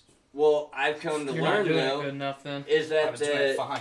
honestly, like, the yelling and screaming, like, when I was a kid, you know, if I did something wrong, I got my ass beat. Well, I got my ass handed to me. Yeah, me Which, too. don't get me wrong, I believe in certain circumstances that needs to happen to kids still. In a manner. There's a difference between disciplining a child and abusing a child. Exactly. It is not apples to apples. They are not the same thing. No. You know, back when we were all kids, like, you know, us getting our ass beat, like, man, that was probably, like, to the core, where it's like, man, that's borderline abuse. But that was what we grew up on. Did you get your ass beat, Matt? Yes, sir. Like, Dad's I might be the oldest like guy here. not just with the hand. I'm talking the belt, the extension cord, the wooden spoon, the whole. What stopped my ass? Can I get an amen? Amen, brother. Can I get a hallelujah? I was gonna give you a hell yeah, but Hell yeah! Oh, hell yeah! But like, I was raised by my grandparents. I had to go get my own Switch. oh yeah, exactly. And for as long as I had to get my own Switch, I never picked one good enough. the problem Not is, one that's the time point. did I pick one good enough. That's the In point. my opinion, this is the problem with kids now, though, is that's abuse. Yes. To me, that was discipline. You fucked up, you're gonna pay for it. Now, when it comes, like, if I'm disciplining my kids, like I said, all I have to do is raise my voice, and my kids instantly know, oh shit, we fucked up. And dude, I mean, my kids will go to tears just for me raising my voice, not yelling, just raising it. Where it's like, hey, serious tone. Yeah, my daughter's Boom. that And way. where do you draw the line? Because at this point, we decided very, very early that we wouldn't spank. We weren't going to do it. Because I remember from childhood that the number one thing that did it for me was loudness and yelling. And you got it. And it's hard to explain that to a fucking kid, that it's like, do you understand that when I tell you to do something, you don't listen, but when I yell, you do? You don't like it when I yell, just do it and I won't yell. And the thing is you're trying to find the point where you're able to say that, which sucks, I, believe it or not, am your best friend in the fucking world, and you would be disgusted to find out what I would do to protect you. Mm-hmm. The world, Absolutely. in the darkest moment, hates your fucking guts and is not going to follow any rules. They're going to do whatever. You need to understand that there are situations where you need to do what you need to fucking do. It's a hard thing. I have no idea how we got this deep into the parenting hole. That's Dude, awesome. honestly, Well, no, it's a good. It took me all the way up until the last 2 years of my life to realize how hard life actually gets. Oh, it fucking sucks, Dude, man. I'm 30 years old, and Nick was there through it for me a lot, during this time period. But everything always seems so easy. Well, then once you're on your own completely, entirely, 100% dependent on yourself, dude, I mean, that is a whole new aspect of life. If you haven't Especially when you're not experienced prepared for it. And honestly, though, it's one of those things, when you come out of high school or you're going to college, fuck a roommate. I love Get your place on your own so you can actually learn what it is to be an adult. And then you get a better aspect. But, kids aren't going to listen to what the fuck we have to say about it. They're going to be like, oh, well, that's the same shit my I'm parents, your somewhat parents glad told I you. had roommates because then I learned that I hated roommates, but then I kept having roommates. This is the first time I haven't had a roommate in 6 years. The only roommate That's I've the ever first had time in was my my entire wife. life that I've never had a roommate. And I still It starts technically have Friday. roommates because I have a wife and kids. But I've had enough friends who have had that's a awful commitment. experience with roommates before Skylar and I moved in together that I knew that no matter what, I was going to do it by myself. Because, you were talking about you and Jess's thing is, one thing. Skylar and I's thing is, my thing is wet towels on the floor. Yeah. If you get out of the shower, so the way that I do it, I take a shower, I use a towel. The next day, when I take a shower again, I put that towel on the floor. That's my floor towel. Because I only use the towel one time. I'm one of those fucking high maintenance. The same one all week. Nope, I'm a high maintenance guy. I fucking use that week. towel one time. I cannot stand fucking shower must. But if you do it right and you're able to communicate shit with people because you don't Communication understand is everything to everything. the point. Absolutely. And just admittedly, she told me, she's just like, Nick, I don't know how to explain it, but you are 100 times cleaner than me. So the things that you think that need to be done, I'm not gonna do it. Period. I'm the And same way. you have to just understand that people are that way. I'm the Yes. Jess You in this have situation. different motivations. In my head, I go, counters clean, nothing on the floor. Everyone is different, and you have to decide for yourself if the people that you're dealing with and the things that they're doing, is it worth it? And you fucking decide for yourself. Yeah. And it's not necessarily differentiating matters of being able to tolerate. Because holy shit, love Jess to the ends of the world. But it is a constant exercise in what you're able to tolerate. Because when I say, I want this, and she goes, I don't get it. Okay then, I'm going to leave you. Or deal with it. And every, it's like, okay, we've got our fucking things. And you have to decide, it's super, super fucking hard. Like, Dick, we've been friends for 6 years. 6 years. And there's times I didn't fucking like you. Yeah. And we get there. and it goes with all sorts of people. And the idea of spending, because we're young, all of us, every single one of us, we're young people. And the fact that we're able to hold on to 6-7 years, that's a long time to be friends, in a lot of different standards. Jess and I are a little longer. Brett, Zach, and I have been friends for 12 years. I was getting ready to say, you and I have been friends for almost 12 years. It's hard to, like Tyler and I can get along with a lot of things, and the things that we don't get along about aren't dealt with every day. I don't put my laundry away immediately. It don't fucking matter. Difference in opinion. Yeah. It took me Say the same. Cultivating We've human only been relationships. friends for 8-9 years. We've been Facebook official for like an hour. It took me a About long time. I mean, because she would get out of the shower and just leave towels on the floor. Well, my master bathroom upstairs has carpet. That's fucking wet towel on carpet with wood subfloor.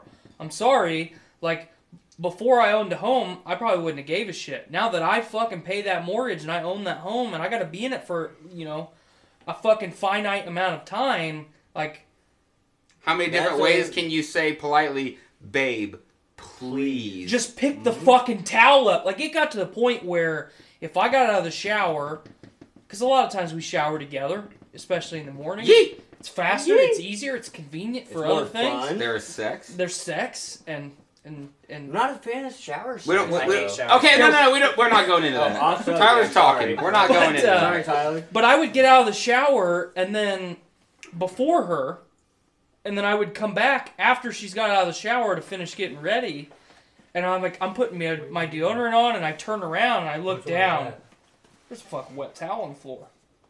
I wasn't the last one out of the shower. Hey, can you do me a favor? Can you pick the towels up? Because you're going to make the floor rock. Okay. I think we had this At the end of the day, but I don't really Like, remember it. the only I was getting to the point where I was having fucking aneurysms. Like I'm like- dude. I'm right. I'm like right like there with fucking you. Ric Flair. Like, I'm about to bust every fucking thing in my body that carries blood throughout. I am going to Eyes are gonna be explode. red. And not to Face take is gonna be away, beyond and not to that. take away from how amazing Jess is. She is great. She's amazing. But her and I, we did a thing, and we have a little boy who is. You did the Perfect thing. mixture of both. He's you the great. guys. He's the greatest thing that's ever happened in my life. I'm really hoping it doesn't come to me killing people for him. But if I have to kill people for my kid, I'm going to kill people. And there's only one person in the world that is going to be in the same boat as me, and it's that fucking woman. And I'm going to do everything that I can to make her happy. And Same. because it's the understanding of I think very highly of myself. I think more highly of myself than a lot of people do. But at the end of the day, when you're looking at someone and you say, why the fuck do I like Nick so much? Why the fuck do I like Tyler so much? Because of the things you do and the way that you act. Absolutely. Yeah. And It's just like earlier. and I think that a lot of that reflects in the way that I treat my child, reflects in the way that I treat my kid, it reflects in the way that I treat my friends. Mm-hmm. You have to understand that every way fucking you tiny carry little yourself. thing you do, it affects people. Yep. You gotta be aware of that. You're always making waves, whether you want to or not. You have to set the example for you, yourself, your kids, your family. You have Or not. to set your example. You can set the example or not, but Exactly. whether or not you choose to, Is what matters. you are. Yep. And When I say I'm not gonna try to be a good example, then I mean- Nick, you are preparing yourself to be the bad Right. example 100%. of what is to be expected. well, Because I don't believe in. with the bar tonight, the situation we had earlier, it was one of those things where it was like, no, I've known Nick since I pretty much moved to Indiana. I mean, Nick, me and his brother were great of friends all the way up till high school where shit happens. But, hey, it happens. We're fucking young. But it's turning into one of those things where Nick and I know each other to a certain level where, someone's saying something and I'm going to defend this person because I know, hey, this is what he's about. We were straight up about to fight somebody. Yeah, like I was ready. If a I would have couple got the hours head ago. nod, like it would have happened, I would have swung and that would have been it. End the story. That's it. And if I'm getting my ass beat, Nick, please help me. Like that's all I had to ask. I've not been in that situation in so long. But we were sitting there looking at this guy and it's like, dude, if you say one more wrong thing. No, What? Is it anybody I I mean, know? we I'm not going to say it on we air, were- but it we is were someone you know. And he literally- just kept saying stuff that I was like, and Chris kept we looking were at me. He's both like, are you called going to let him faggots talk at the to us same like that? exact time, I'm but like, it's like, okay. I don't know if I'm going to let him talk to us like And that. like we said earlier, Shit, hold my that's hoops. a derogatory term to certain people. And when the way that it was put in context to us, it was just like, dude, Nick, like you give me the right look, man. Like I'm gonna swing, and like I just hope that we can get out of here before the cops come because that's where it's gonna go. We're seriously just dragging, so I'd Yeah, love to see so- what's in there. Hold on, right absolutely. before you open that up, Nick brought I'm up not opening this. Nick brought up something that I wanted to talk about because it's very relevant. No, we got to get this out of the way. I want to I've hear been what told Tyler has this- to say. Oh man. Okay, so there is a young, impressionable man that I Yeah. work with. He's 19, and Your new Cameron. he's my new Cameron. Yeah, 100%. Actually, less competent than Cameron, but him and I were having a conversation about life and philosophy and all kinds of stuff because I like to talk about that shit. Yeah. Clearly. And I said, I'm gonna put something in perspective for you to kind of like to make you understand what it feels like to be a parent, because you're 19 and you don't know what that feels like, because it was relevant to our conversation. And I said, if my family was starving, and I went to you knowing that your food had family, and I asked you for it, just for enough to get us by, and you told me, no, we're not going to give you any. I said, I would say, okay, and then I would kill every single one of you. Well, it's protection of your own. I would kill every single one of you over and over and over again until I had the food to keep my family alive. I've been aggressively Absolutely. angry at human beings, and there is... Anyone can argue with me, I'd love to. Nothing Don't worry, compares to what you would do to protect your family. Yeah. Nothing. Yeah. You hear the term and it sounds silly, and I admit that it sounds silly. You jump in front of a bullet. That does sound silly. I would let myself fucking die 10 times over if it protected my fucking child. Yep. And did I feel that way before I had a kid? No. Did I feel that way when Jess was pregnant with my kid? No. It's the moment that you're looking at that person. And there's no way to describe it. There's no way to describe it. Are you smart enough to say, the world's going to fit and I'm not going to have a kid? Good. Fine. Don't have no fucking kids. The fact that I'm able to have a kid is one of the things that makes me more human than any other thing. An iPhone can't make an iPhone. A Mac computer can't make a Mac computer. But as a human being, I can make another human being. And if you don't want to exercise that right... And I can make that human being a good human being. It all depends on their upbringing. But I understand that it's a beautiful, beautiful fucking... My dad had 4 kids. That. My dad got the full fucking spectrum, you know? Is my kid going to be the perfect kid? Almost certainly not. Am I going to do everything in my power to make him good? Sure. Am I going to fuck up? Yep. Is my kid going to do shit I don't approve of? Absolutely. It's a fucking experiment. You're experimenting with your own fucking life. See? And when I was born, I was given the option to fuck with someone else's life. And I took it. And I'm fucking with a fucking little 7-year-old boy's life. And hopefully he grows up to be a decent little person. And if he doesn't, then he had plenty of time to fix his own fucking life. It's not my fault. Right. You know, Well, you got it, and- you know. But the reason I brought that. this up is because, so he received that very positively. He's like, Yeah. you know, and we went into a deeper conversation because prior to having a child, your number one directive in your mind is self-preservation. Yeah, That absolutely. is subconsciously what you're thinking about 24 hours a day, 365 days a year. How are you gonna It's keeping present yourself alive. Some people aren't worried about this. Some people are worried about the next fucking buzz they're gonna get. Right. But yes. But the moment you have a child, self-preservation takes second seat to And it's keeping not them alive. you. It's you literally. Not a lot of people are able to comprehend the idea of passing the torch to something else. My life is the second most important thing in my life. Yep.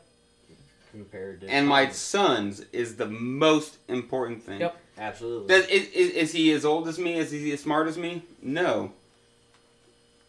Do I think that I'm the smartest person in the world? No. But I'm going to put my fucking self on the line for this other for the correct guy. thing, this other person, this is one of the biggest things that when I grew up, what do you want to do? I want to write stories, and I want to be a dad to a son. Boom. Absolutely. I'm halfway fucking there at 27. I'm halfway there. I'm in bands. I wrote stories. I wrote stuff. Maybe I'm 100% there all fucking ready. But it just depends on how you define success. There's no way to describe what it means to be a parent. There's no way. So music is your story. So someone else was listening to the conversation, and they interjected after I said that. And the whole reason I brought this up was they are I would say, extreme left-leaning person. Their response was, "You're a monster," and if that is the society that you want to live in, then I would choose not to be a part of that society. And normally I would have taken the bait right away and played their game. Yeah. But my response was, "That's okay. I'll be the one that's alive." And then that's where I left it. But, we've heard Nick's spiel, we've heard Chris's spiel, my spiel. you're a dad, so I know that you're right there. But Yeah. but I wanted to hear Matt's perspective on this because Matt's not a dad. I'm the only one without a child. You're the only one without a child here. But you're married? So the whole reason, all the way back to the beginning, I brought this up is I want to hear your perspective on it. I mean, because you don't have, and it's not a negative thing that the way that I'm saying this, but you're still in self-preservation mode and would preserving disagree. your wife's life mode. You know, I'm more there than self-preservation. but I Your mean, wife is the number one most important She's my thing. number one priority. Take care of her. Take care of our shit. Make That sure she is set up for whatever. Success or to be basically. able to stand life. Let me say, if something happens to me, I want to make sure She's taken care of. She's taken care of. Yeah, That's my number one absolutely. goal. I But- don't really give a shit what happens to me. If something happens to me, I'm more concerned about how my parents are Right. going to take it, and like my sister, and then my wife.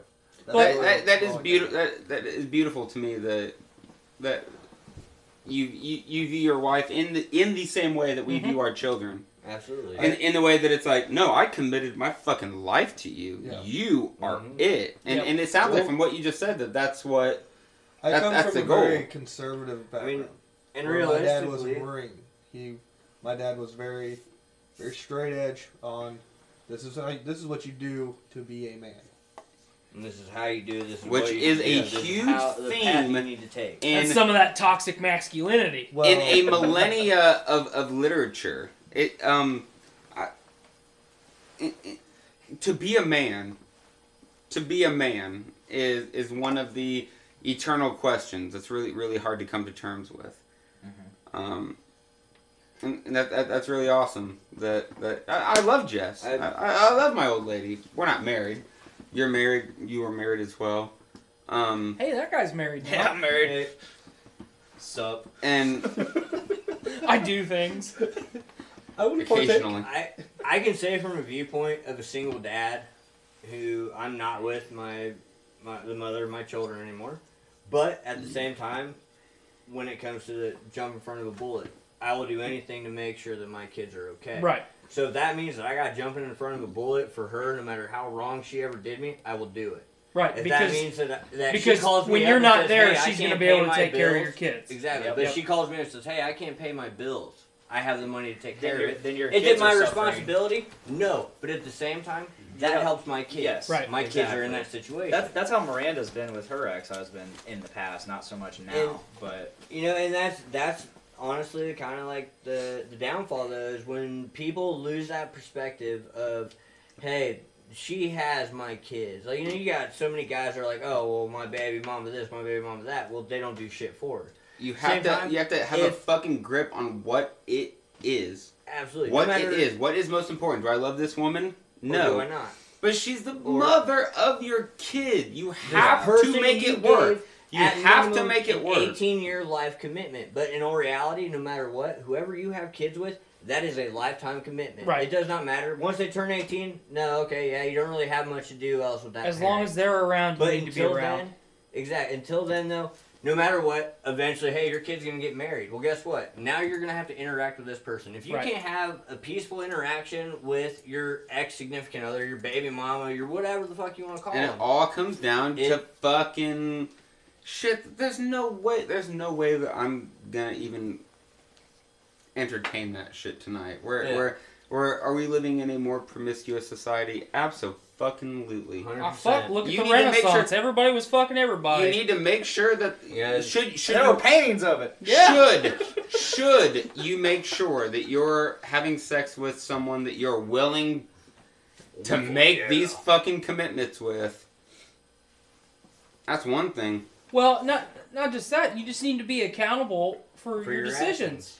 Yeah. That's Yeah. what I mean, if you're meant going by to make a Absolutely. baby, you being need to a be man. held accountable Yep. for it. Absolutely. That's exactly what I meant by being a man. Where I've preached. I'm not very accountability handy. forever. I'm not. Mm. I'm not one that. Not can- because you don't have the capacity to be, just because you haven't It's- had the experience. It's not something that I was really interested in as a child to learn how to do. I'll figure it out as Yeah. I go along. But I'm not one that's like, oh, like if my car broke down today, I'm not going to be able to just look at it and know what's going on. Right. But But that's where good people good vary. point. Good point. To me, Somebody is gonna sit there and not know what to do. Yep. I'm going to sit there with my broken car on the highway, and I'm going to say, I got to fucking deal with this. Exactly. And you're going to fucking deal with it. Yep. Some people are able to deal with it. Some people are not. How do you deal with it? I don't know. My car's broke down on the side of the road. I need to get my car off the road. What's the problem? My kid needs picked up from fucking school. I'm picking the kid up. I don't have the fucking formula for fixing the problem, but when there's a problem, you fix it. You fix it, and that is the defining thing.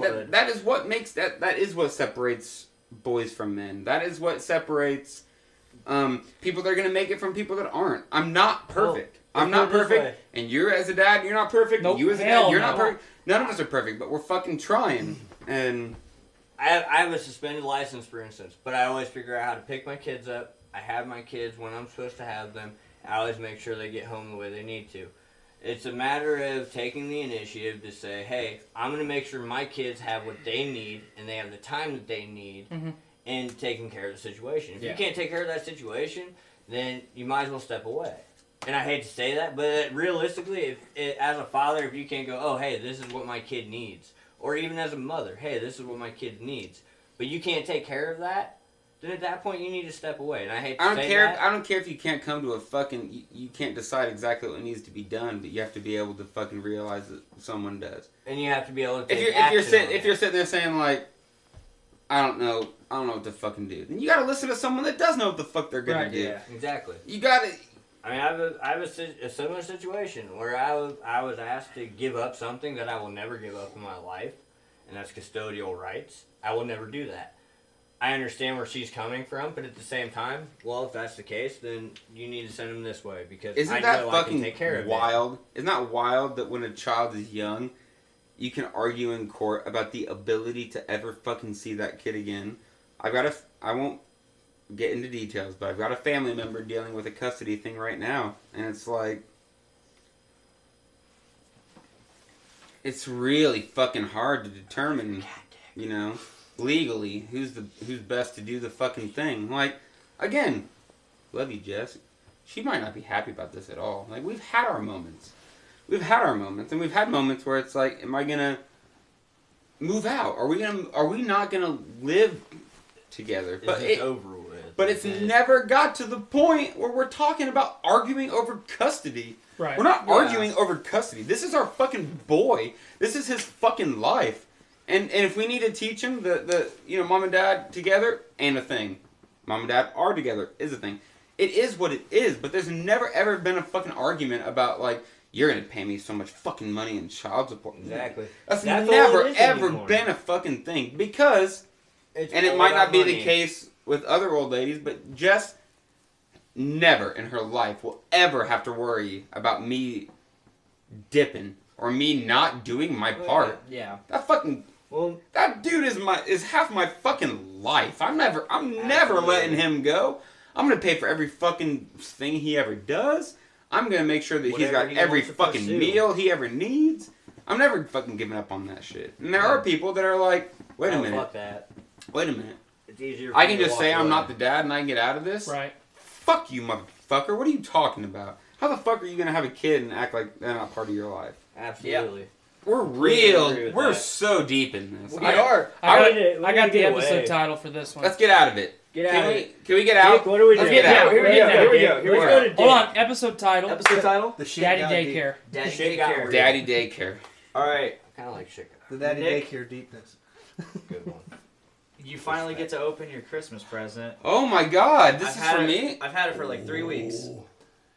Oh, it finally Can came we out. get the I had to order it traditional, like twice. Hulk Hogan? I wondered why you Randy- never said it Randy showed up. Savage, fucking hell yeahs in here for this. It got sent to my old Abbey Lane address, Ah. and they wouldn't answer the door. I don't know. You got your keys? Here. I got mine. I don't have keys, but I have knives, but they're in your car. Push the button. Sorry, bro. Hold it open. Now slide it up. He's opening the gate. Electricians.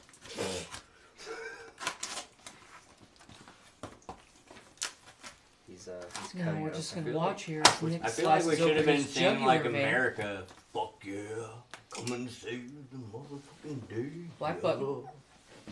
You did it. Bring it to a whole epic I'm a state. man. Man! Oh, now you're a man! Can I get a hallelujah? Hallelujah! Can I get an amen? Amen! Alright. Can I get a hell yeah? Hell yeah! Oh, hell yeah, brother. God damn it, God, Dick. classic. That's Laserdisc. Okay, Shit so just got real. okay, so this is how this went, and I'll let Dick jump in like halfway through me saying this. But he said, "Hey, I found Wow. right This is Laserdisc? right before Christmas." He said, "Hey, I found Nick's Christmas present," and I was like, "Oh yeah." This is the most thoughtful thing I got this year. I want to say this. Brandon Stone gave me the idea. How did he know? Well, because he knew about. I told him about the whole speed on VHS thing, Okay. and he's Brandon like, "Dude, you should get him. You should get him." This Laserdisc." is epic. So I'll do it as fast as I can. I read an article, I think it was Vice, and they said that there's a dude that's collecting VHS copies of Speed.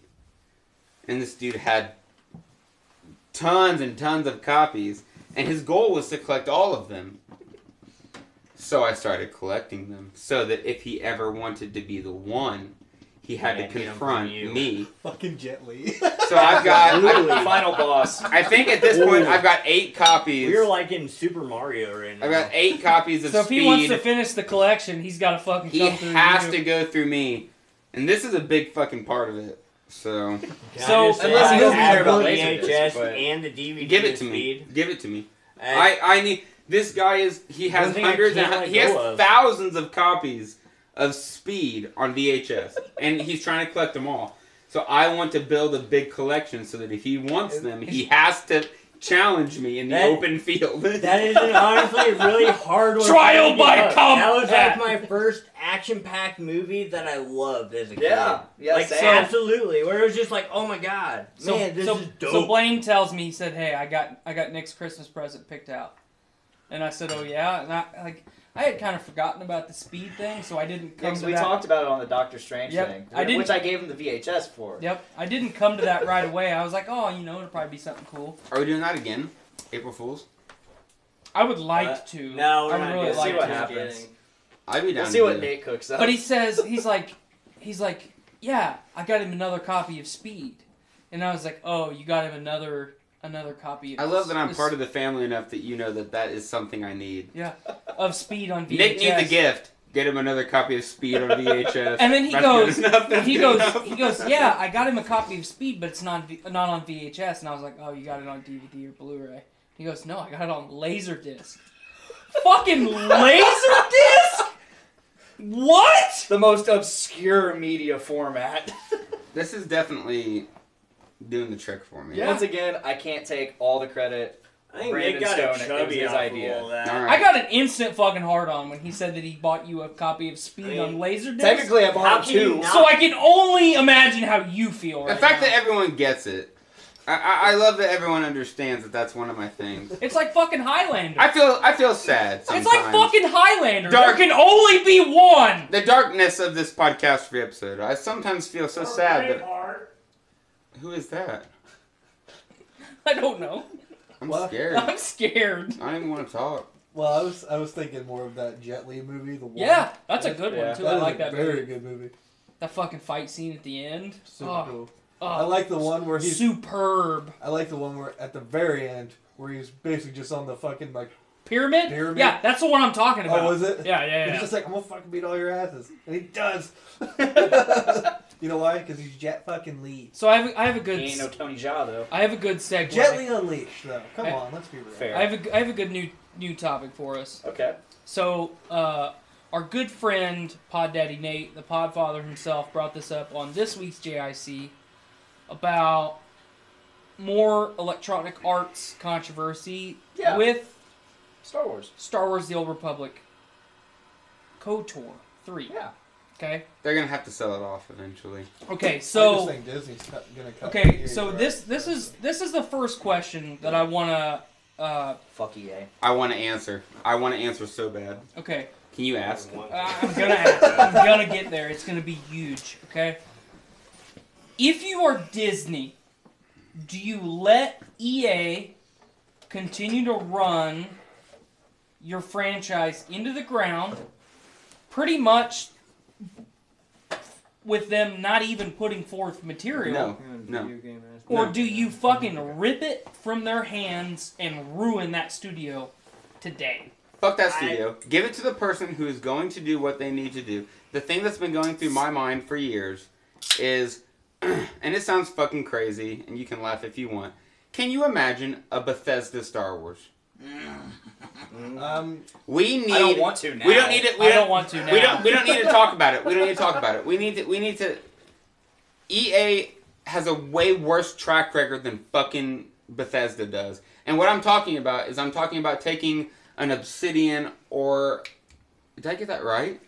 Oblivion. Oblivion. Yeah. I'm talking about taking an Oblivion or a Skyrim and doing it Star Wars. I think you can do it. I think that you can do it, and you just need to give it to the right people. And EA is blowing it. So here's the right people.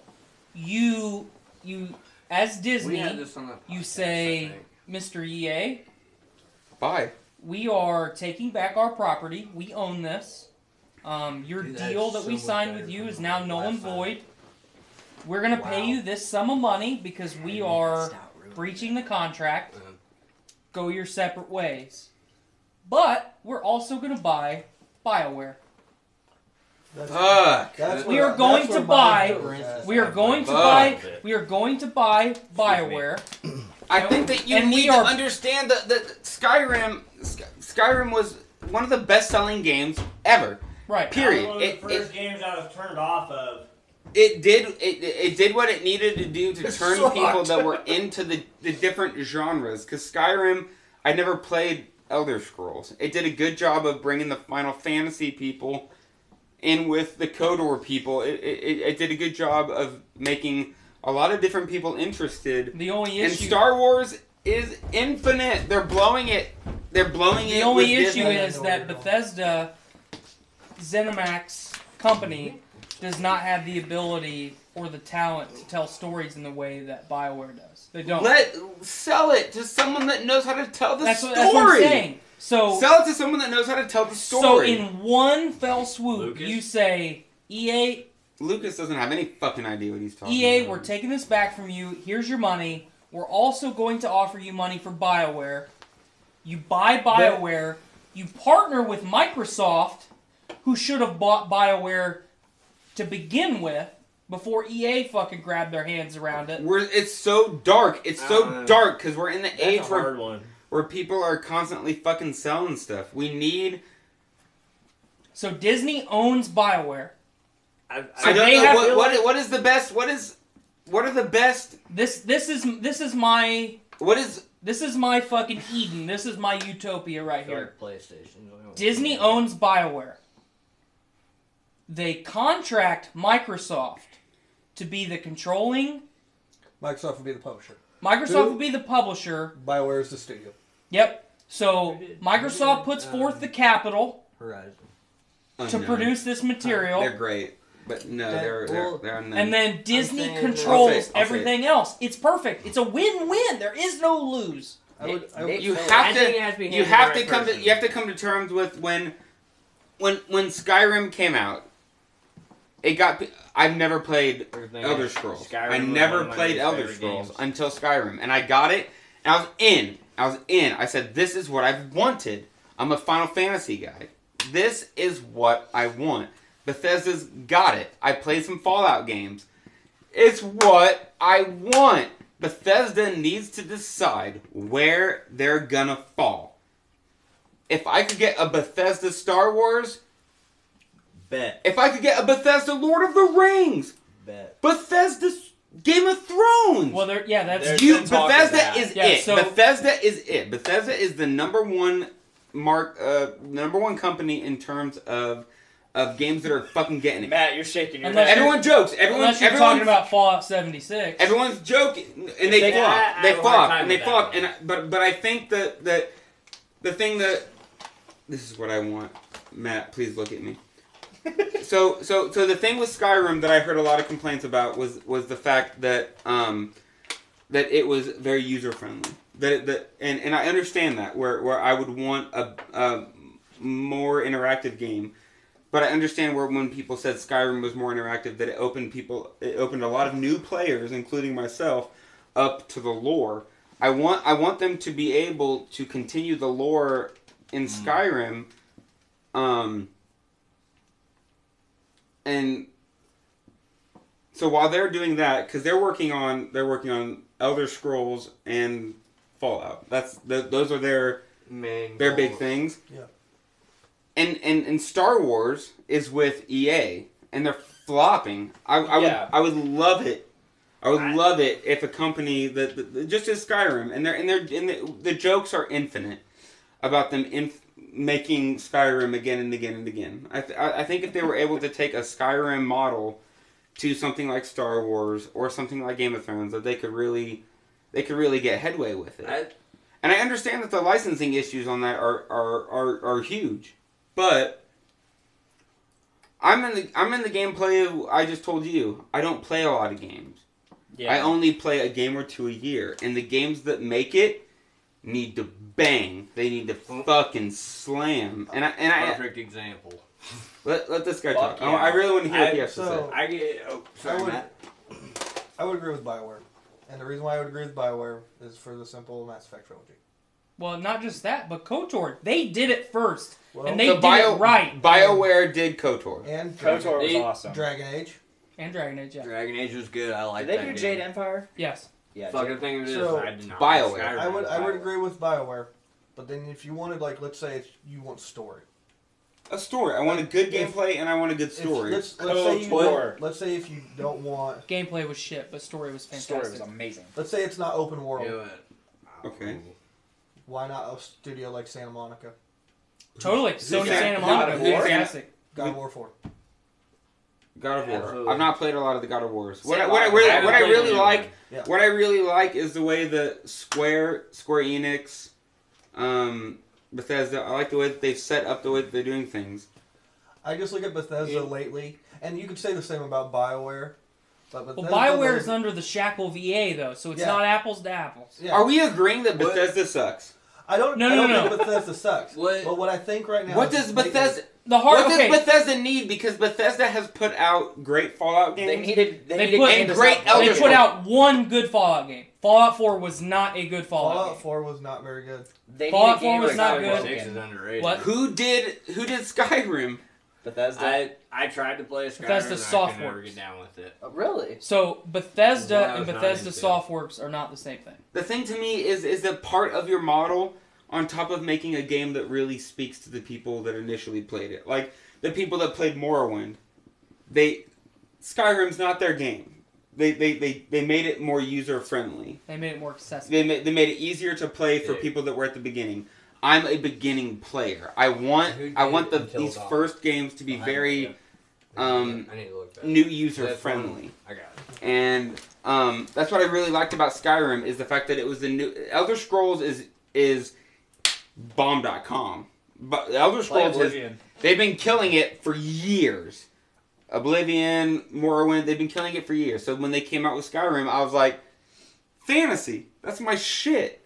They're on top of it. I thought that they really, really killed it. And I just want to make sure that, because I really, really like that game, and the only complaints that I had about it were hardware issues.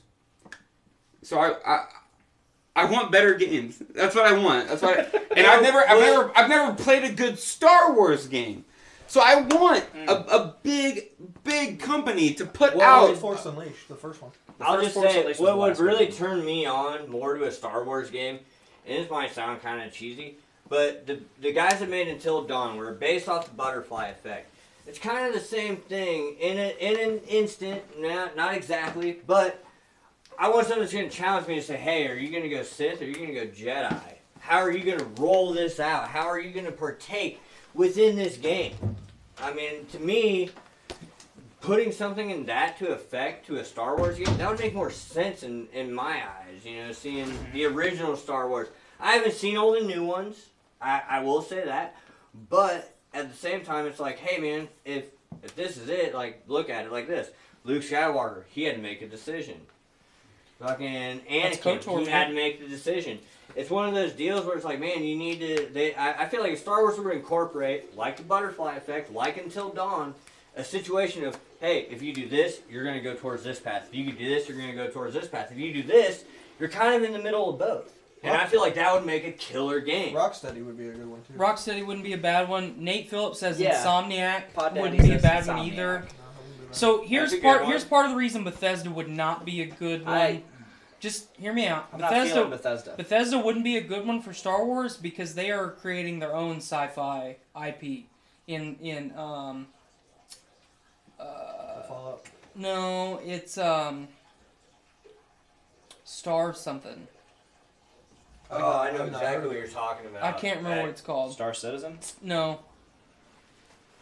Hold on. Starfield? Starfield, that's it. Yep, Starfield. They are creating their own sci-fi IP. So they're going to do their own thing. Let fucking BioWare take control of Star Wars again.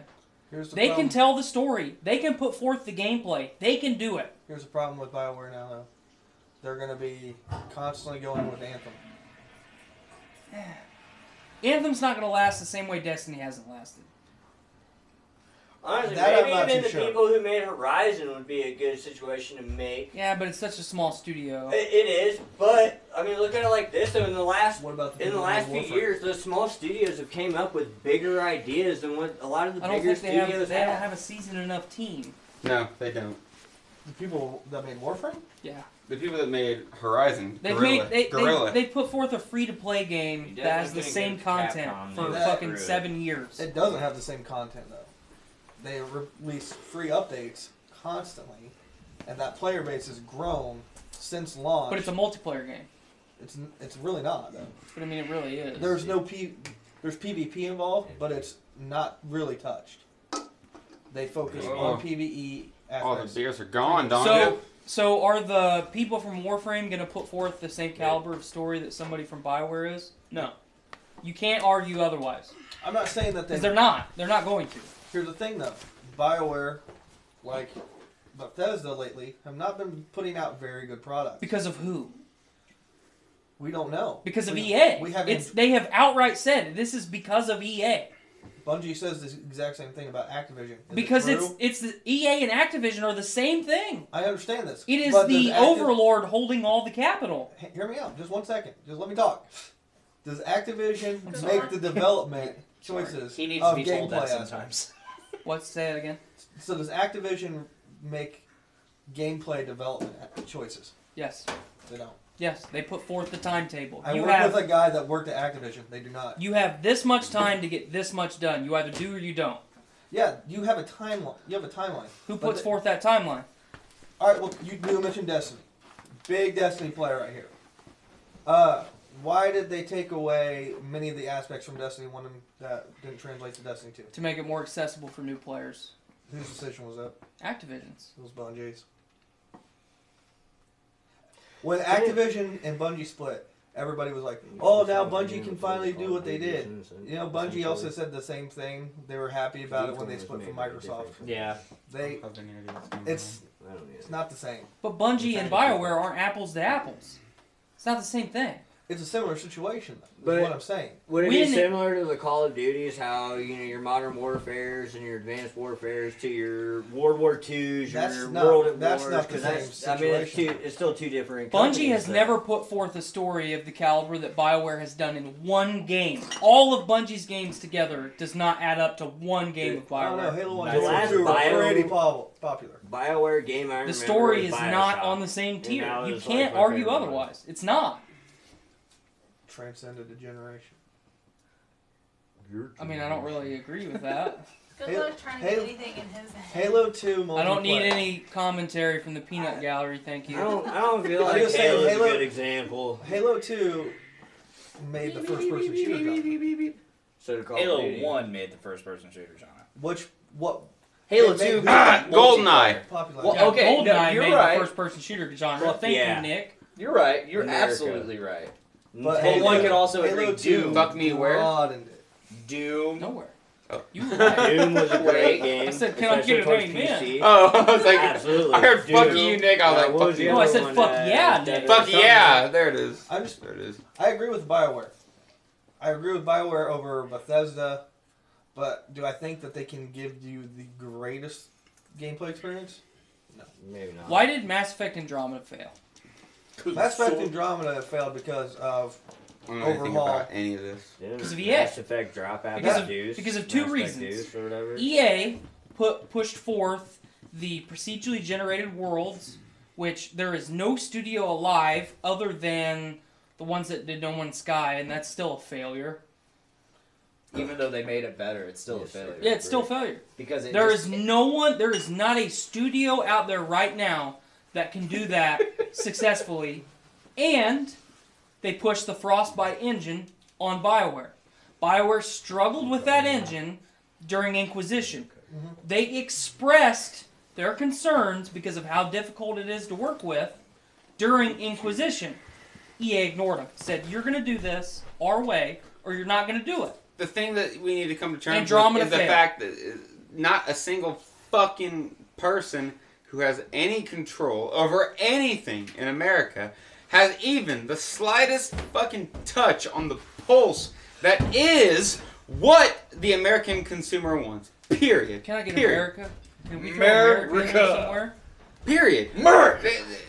We're arguing about it. We're joking about it. But if I said flat out right now, Bethesda just got the rights to Star Wars, everybody, y'all be like, yes, despite all the bullshit. Like, Just because yes. it's away from EA, though. If they were doing, Honestly, yes, EA yeah. sucks. But the point is that when I say Bethesda rules, this is how they would rule. You'd be like, yeah, fine. You'd be willing to concede the fact that it's like yeah, Bethesda sucks, but they're doing what they're doing well, and these other things need it. I think Lord of the Rings was doing decent with whoever they're working with on Shadow. Yeah, those are good games. That's WB, by the way. Star Wars needs help. Game of Thrones has no standing. We need to find a company that's willing to stand up and fucking do it. And I think that both Lord of the Rings and Game of Thrones and Star Wars, they've all got the ability to really drive these franchises into new directions. Because what I want I'm not the average gamer, Dick. We've talked about this. I'm a rare breed of gamer. I only play a couple games a year. You're casual. The games that I play are big ass games. Like when I say I'm playing a game, I'm talking about It's better be Pokemon size, motherfucker. a big campaign. I'm talking about 100+ hours in the campaign. And when I'm not doing that, I'm doing a Mario Kart or I'm doing a Smash Bros, where it's a casual kind of just smashing. You know what? And I think that there's a bunch of big names that need the representation. Personally, I love what Bethesda's done. So that's where I've been coming from the whole episode. I would love it if Bethesda was able to pick up one of these big names and do something with it. I just want somebody to do something big with... I know I've heard a lot of good things about Star Wars games. I want there to be a game that's like, dog, gotta play. The big thing is want getting that away from those publishers, like you said with EA, that kind of... They do nitpick at things, but like what I said is, they don't necessarily direct certain aspects of gameplay. You have to understand. Sometimes that is the developer themselves. Yes, but at the same time, if you push an engine and you don't give them another option, they're shackled by that engine. When the guys that were making the Game of Thrones fucking show, the guy who wrote it said, at the end of the whole story, this is what happens. What do you think? And he took in their fucking story. You need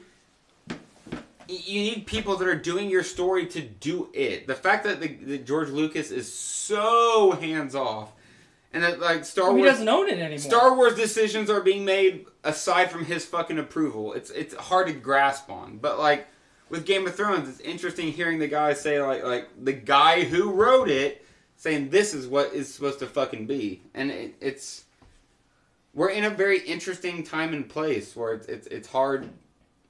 it's hard to find the perfect balance between how to interpret literary works into cinematographic works. So you get Peter fucking Jackson to do it, man.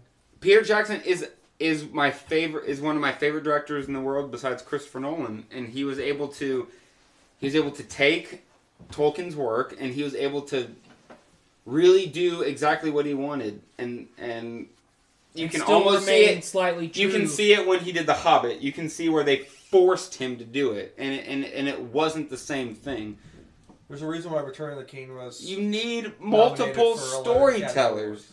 George Lucas is Star Wars, but you need J.J. Abrams. You need the person to help you transform your story somewhere else.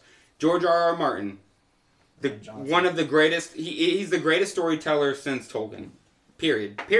But you need somebody to help convey the story from English text to visual. You have to be able to do that, and it's very hard for people to do that. And people complained about all the things about Lord of the Rings, and you're like, are you fucking kidding? They took 50 hours of material and slammed it into 50. You take those things into consideration. I'm really, really critical about the way that people interpret artistic works. You gotta do it the right way, and you gotta make sure that you're giving everyone the credit that they need. And George Lucas is in the middle of his fucking bullshit. Tolkien has no say. He has no say at all.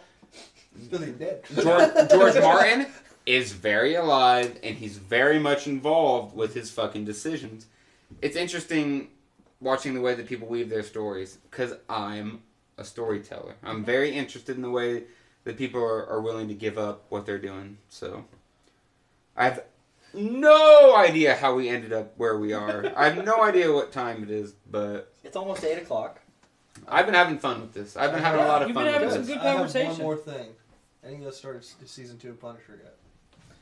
I haven't watched season 1 of Punisher. What? So.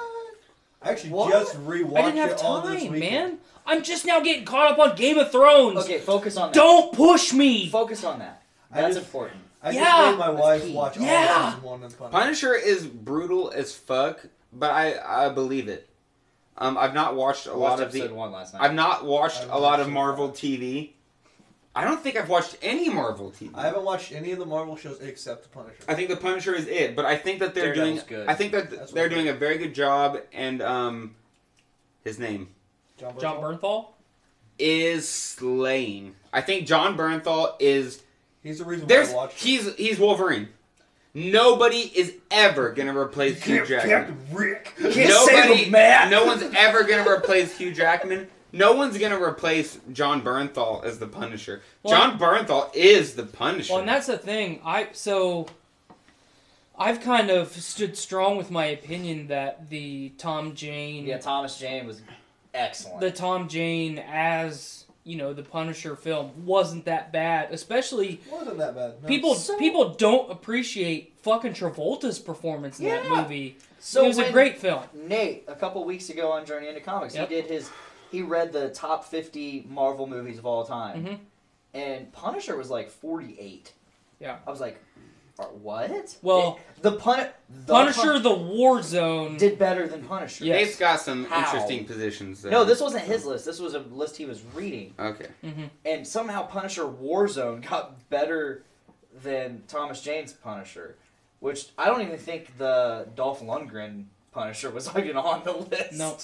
But so I really appreciated Tom Jane. I love that fucking movie. Seeger's in that movie. Yeah, he is. Yeah. So I really appreciated that film. I mean, from the score to the, for that short of a movie, which I don't need a 3-hour-long Punisher movie. No. I don't. That would be excessive and That's unnecessary. what we have the series for. You can't do it in a show. You need hours to develop the characters. Right. So, kind of, especially now where we're at in the MCU, I haven't watched any of the Punisher. Mm-hmm. Because I just don't have time. Yeah, no, I get it. I don't have time for all the other bullshit, but I have tried to explain to people the significance of the Marvel cinematic universe, because it is absolutely unprecedented. What's the number of movies? 18? 19? 20? It's something like that. I think It's an 18's right. unbelievable 18. amount of We stories. need to get there with Star Wars. Stories. We need to get there with Star Wars. And oh my goodness, Tyler. Get Kathleen Kennedy out of that chair. It can happen because Star Wars is yeah. You're trying to convey a million different fucking ideas with your Marvel shit. You can do it with Star Wars, and you can do it easier with Star Wars. There's fucking space magic. There's space magic and fucking energy weapons. They've done so many. Just do it. They've done so many fucked up movies. They do Han Solo, and they're like, "Oh, we need to slow down on Star Wars." Like, what the fuck about all the other dumbass movies that you've done for Marvel? All the dumbass movies you've done in the name of the Marvel Cinematic Universe, and you decide that Solo is the movie that you're gonna go, nope, Which wasn't even a bad movie. No. Nick and I are fired up. We are fired up. You know how when you're watching Jeff Bezos. Oh no, you did it! You did it, you son of a bitch! Jeff Bezos is getting divorced. Yes, he Jeff is. Bezos is a piece of shit. Jeff Bezos is someone that looked at the anarcho-capitalist system and he said, I'm going to take this to fucking steroid levels. Jeff Bezos... I'm going to turn it up to 11. He's one of the biggest pieces of shit that America has ever known. And just when you think that he can't do it enough, he goes, I'm going to make some deals with the American government. And you're like, no! But he does it anyway. And now we're stuck in the middle of this fucking disgusting web where Jeff Bezos is taking over the fucking world, dog. That's all I got. Jeff Bezos and Disney. But what I'm saying is Jeff Bezos buys Disney. He lost half his fortune to divorce, and he is still one of the richest men in the world. He's the richest man in the world. I paid him yesterday his wife. when I ordered his wife. Some stuff off of Amazon. Don't buy off of Amazon. Actually, I'm buying from Walmart, so I might That buy 2-day almost shipping, exclusively off But Amazon. yeah, anyway, Nick Punisher. Nick is broken temporarily. I'm going on episode 5. I started it last night. Season 2 good? Season 2 so far is really good. You have Jigsaw and Pilgrim are the villains. Okay. I remember you were one of the first people I actually got to talk to about Punisher on this show. Yeah, dude, because I heard it was really good, so I was like, it looks good. I like John Bernthal. I'm going to give it a shot. So I watched it, and I watched it all in one night because I was like addicted to it. I didn't go to sleep that night. That's me as Game of Thrones. And that's how I was with Breaking Bad, the final season. I just wanted to finish it. I know we've talked about that, but anyway. I hate. We know. You hate Mr. Yeah. Cranston. Well, no. I want to put. Want to kind of put it in perspective. I hate Bryan Cranston as much as Nick hates Jeff Bezos. No.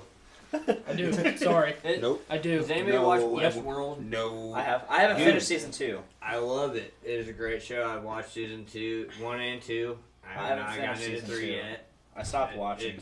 Oh man, I can't remember why I stopped watching. It's So a the great Punisher. show. I can't do it. But yeah, The Punisher, can't be a part fantastic of so it. far. Story-wise, it started off very calm. It was different than season 1, especially the way season 1 ended. Mm-hmm. And then you go to No spoilers. I'm not going to give you a spoiler. Are Then you talking go to about season Punisher 2, now? and Okay. it's very That's so calm, sweet. different setting, and you're like, this is actually kind of nice. I like this. And then it just it ramps up immediately, and it is, Absolutely. and it's just great. Do you think we ever it jumps see? up like 100% after the second season. Do you think we ever see, like, so as far as Iron Fist, Luke Cage, Jessica Jones, The Defenders, which was fucking garbage. See, I haven't watched any of those. I've literally only watched The Punisher. I watched a little bit of Jessica Jones and I watched a little bit of Luke Cage, but I've only watched Daredevil in entirety. So Daredevil was a good one as well. Though. So I'm glad that you brought that up because I kind of forgot about it because I also haven't watched Daredevil. I haven't either. But especially So good. Okay, so Oh, yeah. especially where Worth the the MCU's at right now, we're gonna have Captain Marvel, we're gonna have Endgame, and then Far From Home, and then as of now, that's all we've got. Yeah. Wasn't Far From Home coming out before the rest of them? Nope. Far From Home is after Endgame. Yeah. Is it? Okay. So we've got those 3 films, and then as far as the MCU's roadmap, that's what we've got. We don't know anything after that. We know potentially, what they're talking about doing, what they could possibly do in the future. There's a lot of talk about the Fantastic Four making their return. Absolutely love that. See, I hate the Fantastic Four, so I wasn't a fan of Fantastic Four either. To me, they're one of the original superhero teams. They are.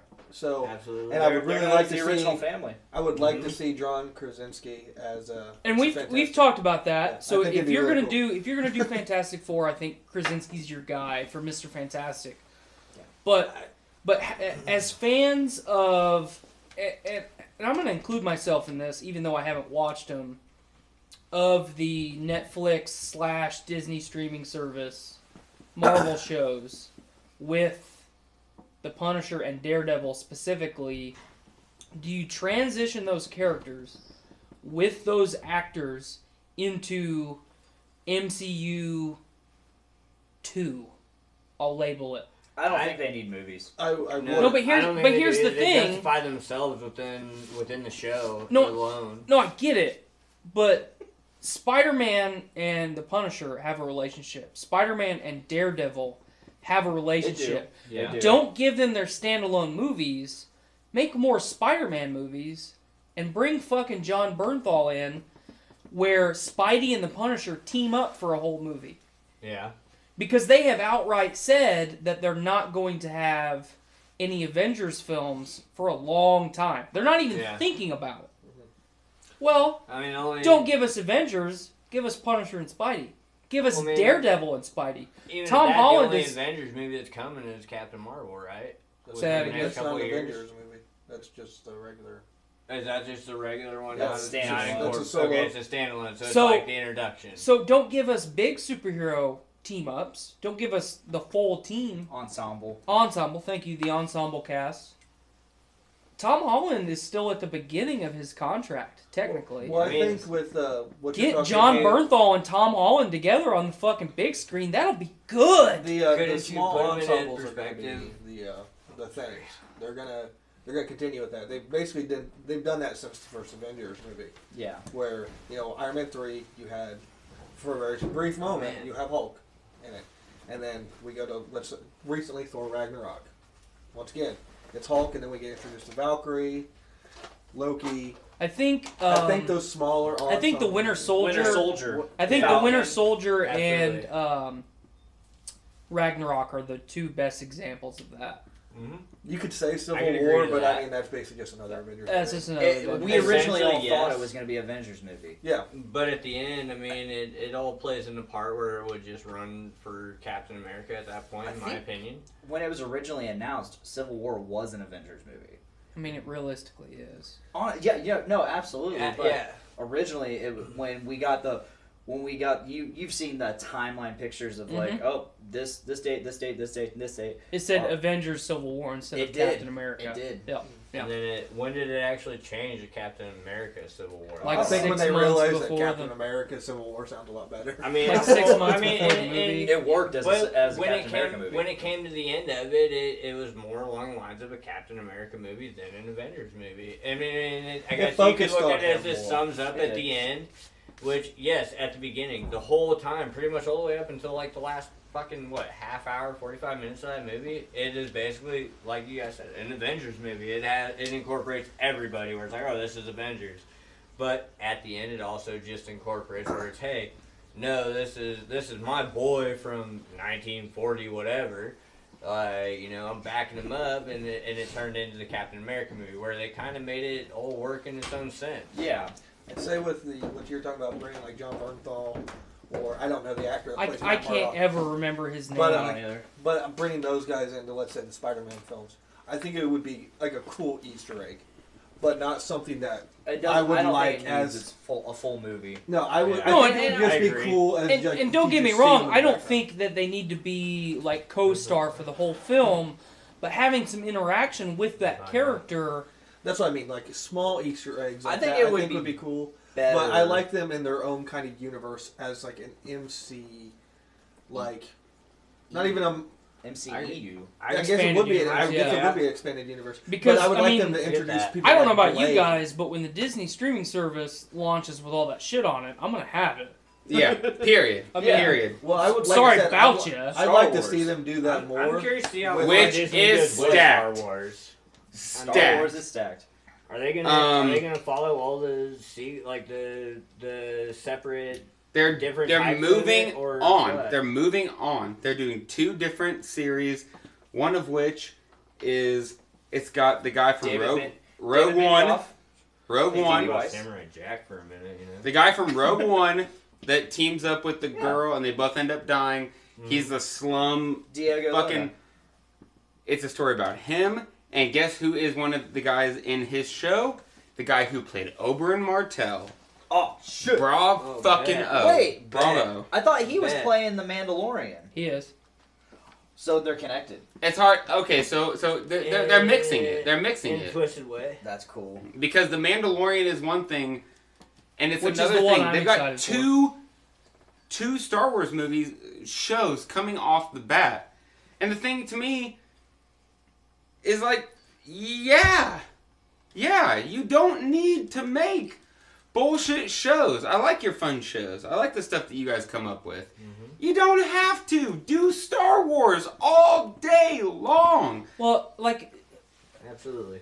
when Brandon and I first tried to launch the podcast Menace, one of the things that we were going to focus on week to week, or kind of month to month, I guess, was like really important characters from the EU that no one It's recognizes. It's hard They don't to stick try out. to give people a clear stance when there's not a clear stance with the company. Mhm. You So know, a character between the expanded universe and the stuff that they accept as canon, it's Right. super hard to understand. But like we all fucking know, spoiler, like Maul is in. Yeah. Grand Admiral Thrawn is in. Yeah. Like they are saying that these big fucking characters are in, and you have to let them do it. But I'm You so. think character, I don't know how they've held on. You're laughing, Dick. I don't know how they've held on I'm laughing because I agree. because they've got this Star Wars. What are we talking about? A Star Wars TV show that is live action. We've been waiting for this since 1978. This is a huge fucking deal. And the It's a fact that it's a breakthrough within the fact whole that Disney's series. got the money on it, because you're looking at the next best example is Thrones, who are saying 10 to 12, upwards of 15 million an episode, and you just know that it's fucking there, because they get that the Game of Thrones mythology is there. I'm excited that Disney, no matter what the fuck they're doing in terms of their movies, they understand, like, Solo flopped. Sure, that's our own fucking fault. right? This is Star Wars. This is the most important thing ever. This is as important as Lord of the Rings. This is one of the most, unless they were able to find a way to sexualize the Bible. The fact that they're doing Star Wars is a very, very, very fucking big deal, and they have the ability to have a cultural impact, and it's up to them whether or not they decide to do it. Star Wars is the kiss of cinema. Except Yeah. good. Except good, yeah. There was I no think- way that I mean- you watch the biographies, which I have, and they didn't expect it to do it. It's a story. I'm a storyteller. Yeah. Yeah. And I'm not writing stories for fucking Hollywood, but when you know that you've got a story and they had something with Star Wars, the fact that they're able, what are we talking? 78, 76, 77 is 8, when the first 9, one came out. 0. Yeah. We're talking 4 fucking decades ago, and we're still able to make this story do something. And you're still able to combine it all. Well, and what I was going to But bring you're up. talking about taking Lord of the Rings, which is a book, and breaking it down. You're talking about taking Star Trek, movies. breaking it down. You're talking about Star Wars, breaking it down. Flash, What are you throw doing? Flash Gordon in there too, You're because that's what breaking it inspired Star down Wars. the way that Absolutely. you break the Bible down. sorry. When you break the Bible down, you're taking stories and you're deciding what you're gonna fucking take from them. Mm-hmm. And every story ever is based off of a groundwork of morality. Every fucking story. So the fact that the Bible is very interesting. If you take the right stories, the Bible is super fucking interesting. It's a matter of reading it. But you Star Trek it, you Star Wars it, you Game of Thrones it, you're able to make it way more fucking interesting for people. And the only thing that matters in fucking the Bible stories or Christianity, fucking Catholicism, you're trying to convey a state of mind. You're trying to convey a way that you need to fucking look at the world. And you didn't think it was going to get to this point. But I base my life more on the ideas of what Luke Skywalker would do or what Frodo Baggins would do. Yeah. More so than what Jesus would do. I base it on these characters. Or what Anakin would have done Jesus, in different series. tight, good story. Yeah. Great absolutely. Story. But the reason that we made those stories was to get people to think a certain way. Yeah. Well, and that's kind of what I was gonna say, because you have characters like Dash Rendar. How many of us fucking played Shadows of the Empire when we were a kid? I mean, we lived and died by that fucking game. Yeah.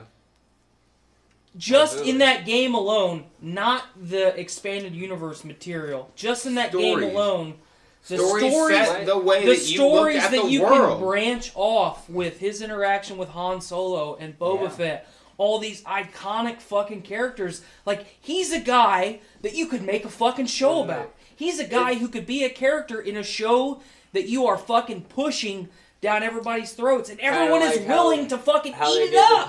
You may never. What you're saying. You may never. We may never give George Lucas the credits. Oh, I do. Yeah. Did he come up with a great story? Absolutely. Sure, but you have to give the people the credit that put it where it needs to be.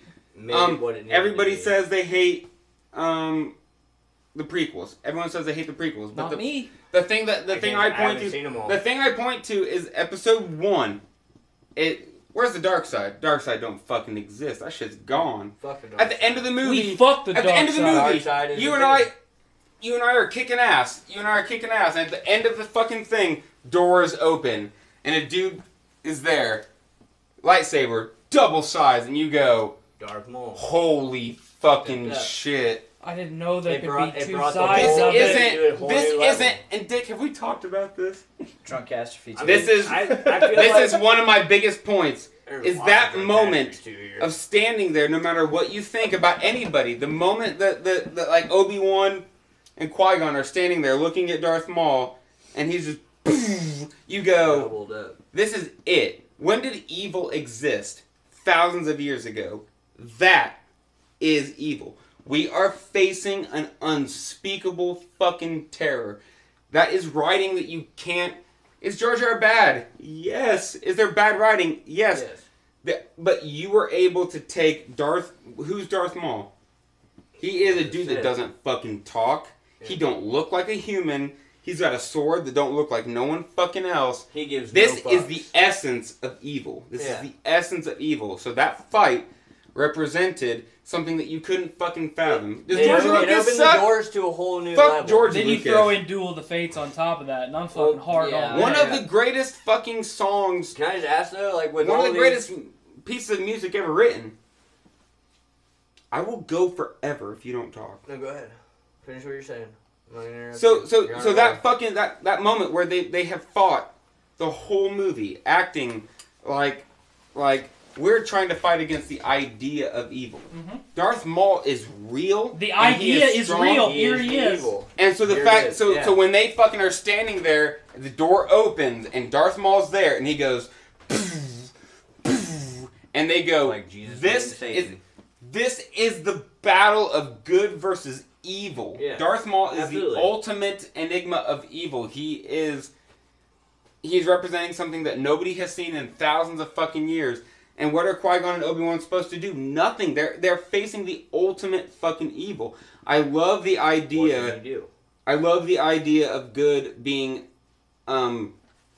indestructible in the face of evil. I understand that it's not, but that's what makes That's what makes Star Wars such a good story. Is that Qui-Gon really and Obi-Wan were so strong that they were able to look up against unfathomable evil. Now, what could fucking evaporate in the corner there right now that you couldn't fucking think about comprehending? This dude he didn't look like them. He had a lightsaber that was blown off of both sides, and he was strong about it. All fucking red and black evil. And menacing. Evil. Looking he like was evil looking incarnated. like the devil and shit. Absolutely. He was evil incarnated. But like, and I love that they were able to go through with that. When they went back though, okay, so we had 4, 5, and 6, and they went back and did 1, 2, and 3. Now with all those, there's such an expanding story on each side of it. So, I mean, like, wouldn't that be something that they should have I mean, in my opinion, I feel like they should have brought it into a series, almost like how they did with the Punisher, they did with the Flash, where they kind of introduced it a little bit more to kind of put the story. They were in the middle of doing something unprecedented. Yeah. Star Wars, them coming back for the prequels was unprecedented. That's what gave Marvel. Absolutely. That's what gave Marvel the okay to say that we're gonna do what we're gonna do. Yeah. I just feel like they should have kind of covered some of the backstory a little bit more within They were Star Wars, already doing it. So much. They were already doing it, but to a point. We're not. I'm not saying that what George Lucas did was the best, but what I'm saying is that George Lucas introduced an aspect of storytelling in the cinematic universe that was unprecedented. Well, not just that either. Special effects. No one ever thought about between Lucas and Spielberg. They pioneered special effects, and we would not have what we have now without those two guys. 100%.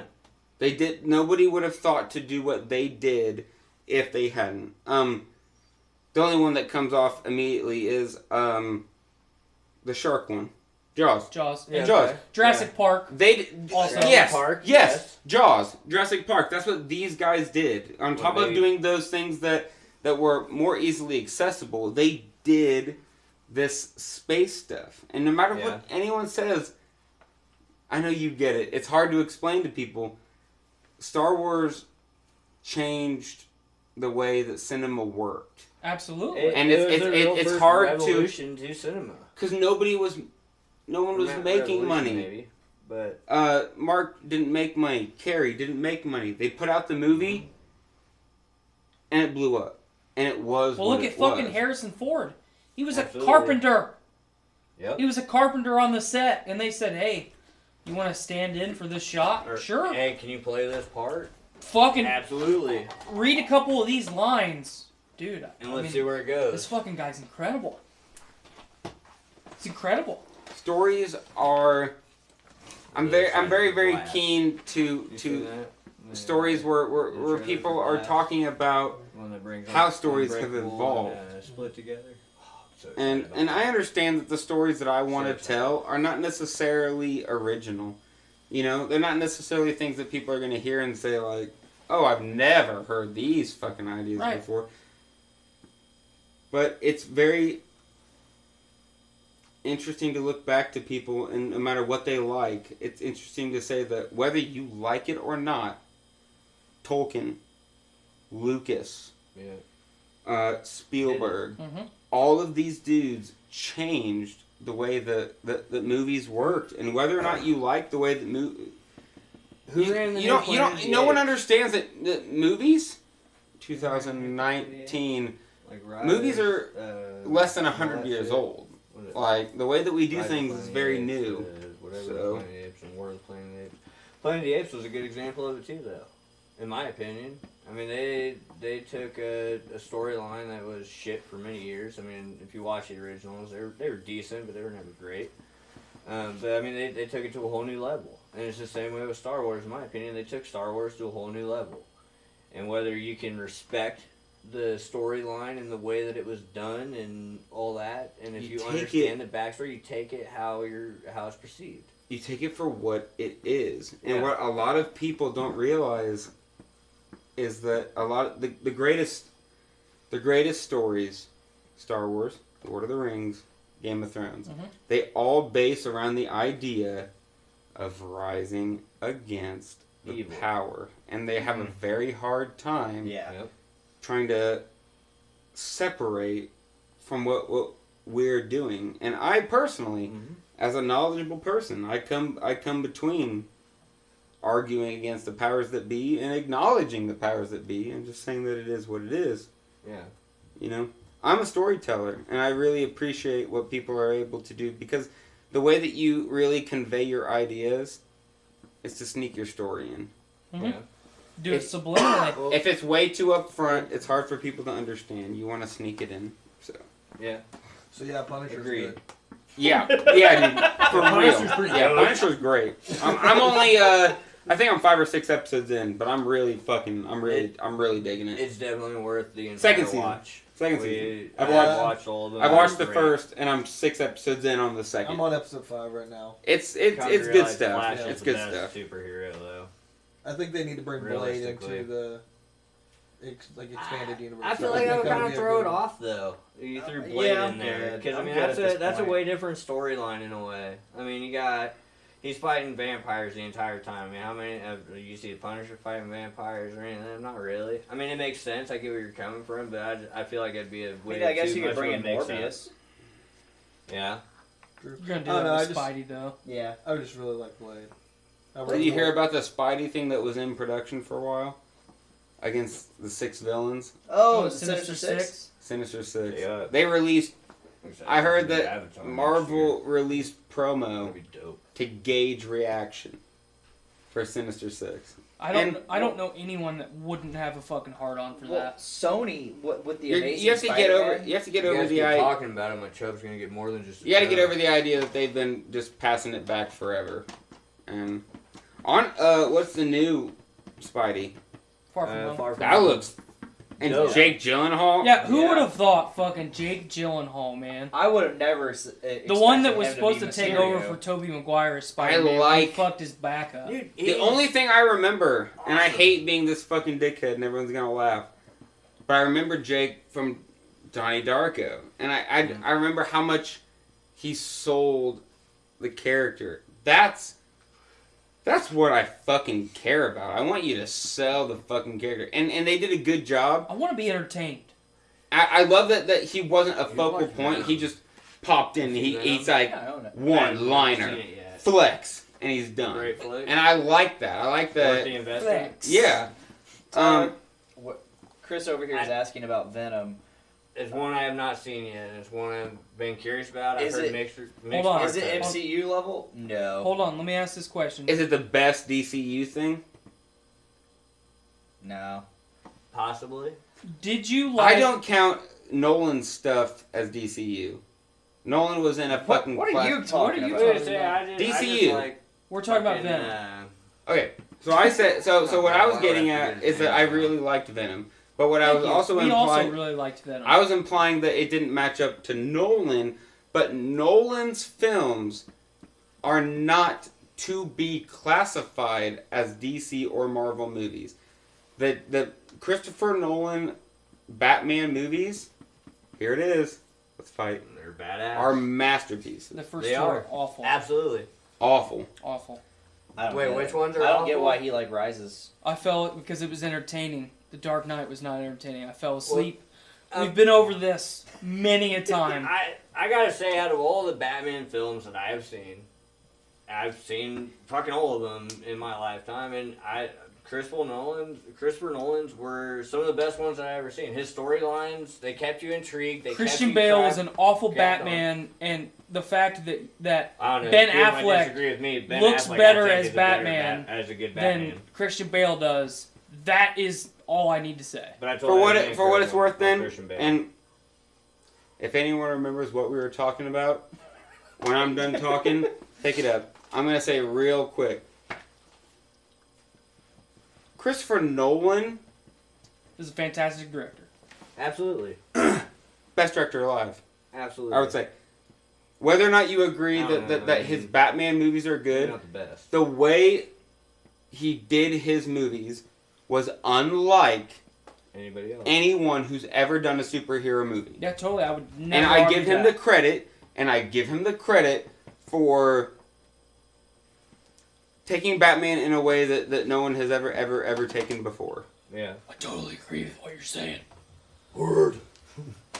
I definitely I like Ben Affleck as Batman. I So, will say I because think he's he been the had best he Batman had so that far. he has that persona where he's just that socially awkward guy who might have a lot of money, but he's been through some dark times. Like he fits the Dark persona Knight. of Bruce. He really The does. Dark Knight was one of the. I really liked the first Nolan Batman. I thought it was a good origin story. Yeah. I thought Absolutely. He hates But the origin second- stories. I hate Fine, bad origin fine. stories. But it was a good origin Fuck story. you, I agree. man. The Dark No, I'm Knight. just kidding. The Dark Knight. I don't know if I'm ready to argue this. The Dark Knight was one of the movies that they did a very good job of taking Bruce's character forward, and it also took you from 0 to 100 Yeah. on Two-Face and the Joker. I Absolutely. thought it did a very good job of character development and finishing it off.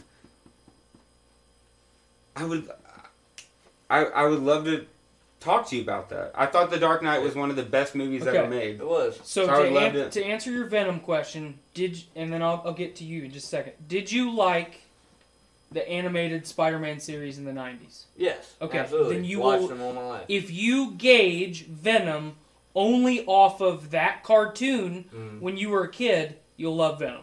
Absolutely. If you compare Sweet. it to the comics, to anything else, you will hate it. Okay. It's if a you- very entertaining film. That makes sense to me. You're not comparing. You can't.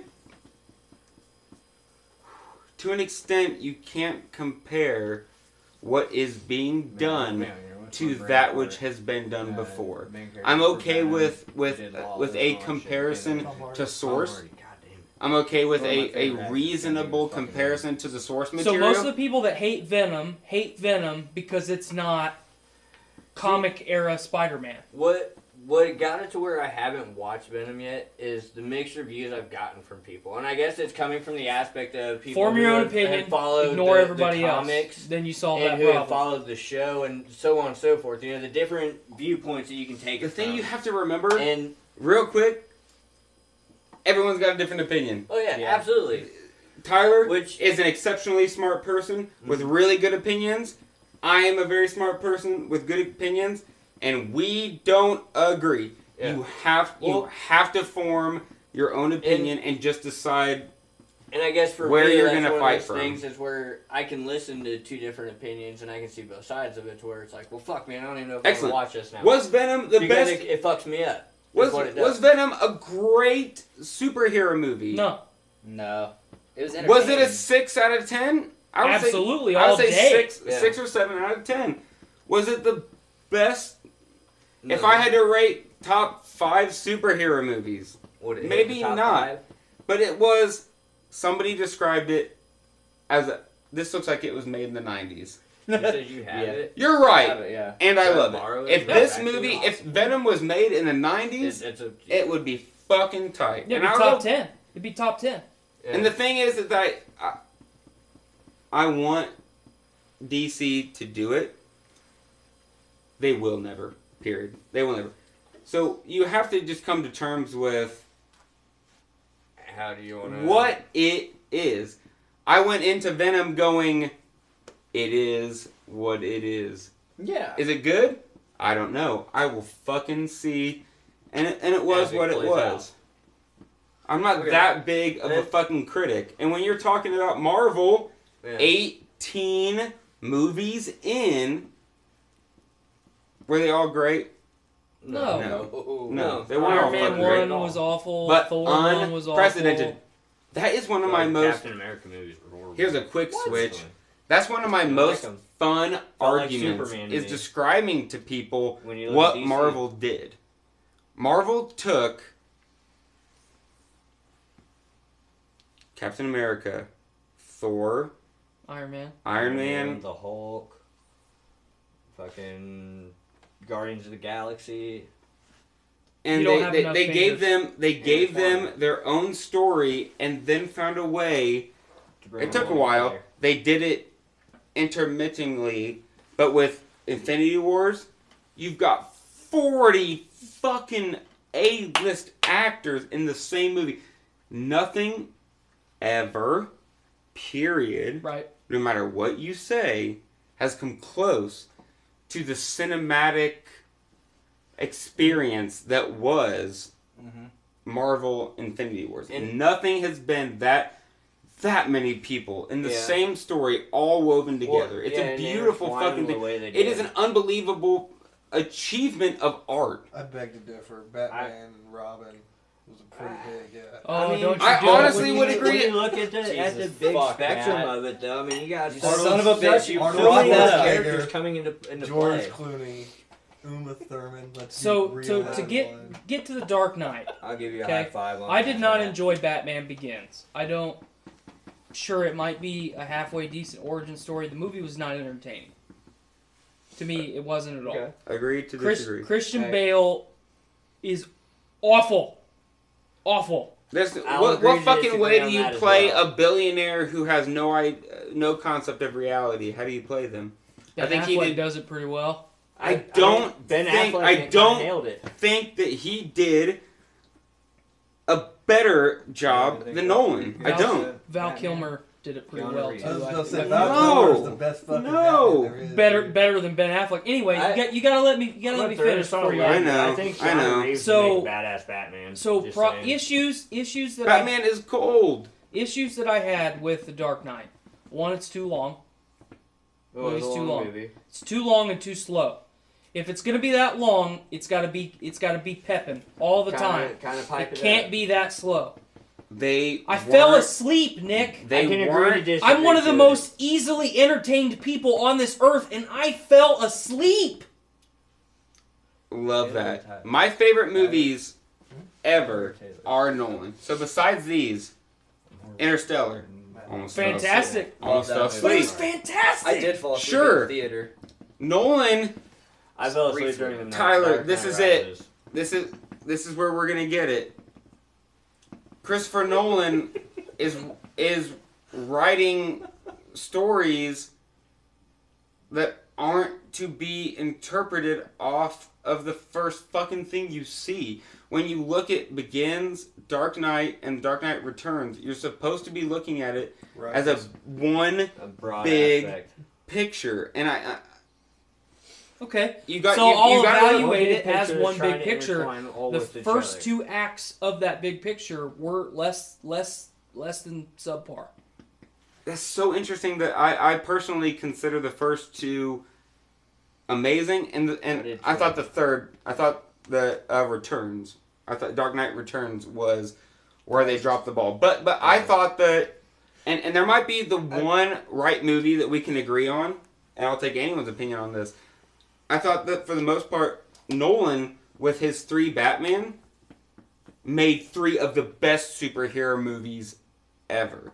Can you tell me a Marvel second that. movie with a director that made a movie as intriguing? Because I fell for Batman Begins. I got the story. Dark Knight, Right. The Dark Knight. I felt the story. In the third one, was there any one director for Marvel that did what Nolan did? Because Nolan wasn't writing DC movies. He was writing Batman. And Right. he did better than everyone. Yeah. Is there a Marvel director that made movies that are undeniably pieces of art? You don't like Batman? Fine. Whatever. No You don't big like you don't like Christian Bale? Fine. But can you seriously deny the effort that Bale put into those movies? That's what I'm getting at. I think the downfall for the third one was the fact of their Dark Knight that came fallout. out the same year, and it's called The Watchmen. The Watchmen? Yeah. Watchmen. Watchmen's so much better Yeah. than The Dark Knight. Yeah, totally It's good. agree. And it was in the Came out the same year. same vein of dark. Yeah. Like Marvel But it movies matched are the source light. Yes. I that's what I love about And I DC and I would- is the darkness. I would and say as far as Marvel movies go, I would say James Gunn and Guardians of the That's Galaxy. who Yeah. I thought. Guardians That's of the Galaxy best was Marvel good. movie put forth thus far. Absolutely. I can. Okay. are you guys Nolan fans? I am a Nolan fan. Yeah. So to finish, So when you look at his discography and you see Batman, in my head I go, yeah, Dope. fuck yeah, dude. You did these movies, and you did Batman, and you did a good job doing Batman. Because Christopher Nolan, Memento, Inception, oh, man. Interstellar, Great movies. mind fucking movies, and he did a Batman mind fuck movie with The Dark Knight. I like the way that he did that. So to finish up the reasons why I didn't like The Dark Knight, I thought the pacing was too slow. So that's a better way to say it than I initially said it. And too much Bryan Cranston. Okay. Pacing was too slow. Maggie Gyllenhaal was Oh, fuck Maggie. awful. Totally awful. Awful. It- Awful. They You should could have have cast home. I anyone can take that. other than Maggie Gyllenhaal, and I would probably like that film. Fucking It was Tom awful. But- Cruise. Can we agree that... What was the first Marvel movie that was a serious movie? Iron Man. Yeah. Because when I was you gonna say. watched Batman Begins, they were serious movies. Yeah. They weren't your typical superhero movies. They were dark movies with a darker sense. Punisher. Mm-hmm. Yeah, The Punisher was the first one. The, That was the serious. movie. Yeah. Yeah. Yeah. Dark. I mean, maybe Daredevil. Ben Affleck Daredevil. We don't need to talk about that. But so pacing, That's a 50-50 Maggie Gyllenhaal. toss-up. I don't mind that movie. really I didn't appreciate. mind it either. Obviously Two-Face and the Joker. I think they... Not the best The rendition way of they the Joker set it ever, up. in my opinion. But I think they did a great job, and fucking Two-Face nailed it. I Yeah, thought they Yeah, nailed it. Two-Face I was agree. great. Heath Ledger's Joker was, always will be One of the best second Jokers. to Okay. Mark Hamill. You said second. I'll accept that. Yeah, I mean, he's the second best iteration we have. What would you put in front of Heath Ledger? Besides Mark Hamill. I think that... Mark Hamill's Joker made it so I will never accept anyone that does not put forth the level of performance that Mark Hamill did. He's I like a retard. fight now. for the idea that the guys who did specifically the newest Avengers, that's The three. Russo brothers. Three. Right? The Russo brothers. One, Mhm. they did it. I do not have a complaint. I think that they did a fucking amazing job of bringing all these people together. Yeah, And I they did a think job that of Nolan did a fucking amazing job of bringing forth those characters that he was working with. And that's where I would put it. I would say Nolan's entire performance against the Russos in the most recent. Because I didn't like the second Avengers. I thought it was garbage. I did too, thank you. Ultron's terrible. The first Yeah. one. I agree with The that. first one, mind-blowing. Well, It was it. It was it. I'm waiting... It's mind blowing because it was the first of its kind. If you go back The- and watch it now, it's honestly not a great. Yeah. But you've kind of got it. You've got There's it. parts of that point film is, though that are still the best in the Yeah, the series. The point Yeah, is that they yeah, did it's things cool. that no one had ever done. And that was only ever followed up by what the Russo brothers did in 3, which was an amazing feat. And I think that what Nolan did, Nolan wasn't trying to make the Justice League. Yeah, Nolan he wasn't wasn't trying to he wasn't trying to intertwine do He that. was just doing Batman. He was, He was doing Batman. And I think that he did the justice in terms of, like, he looked at Batman and said, I want to do a Batman story. And he did it. Nailed it. Not many other directors looked at Captain or Thor and said, I'm gonna do this character justice. Is Christian Bale the best? Maybe not. I won't say that.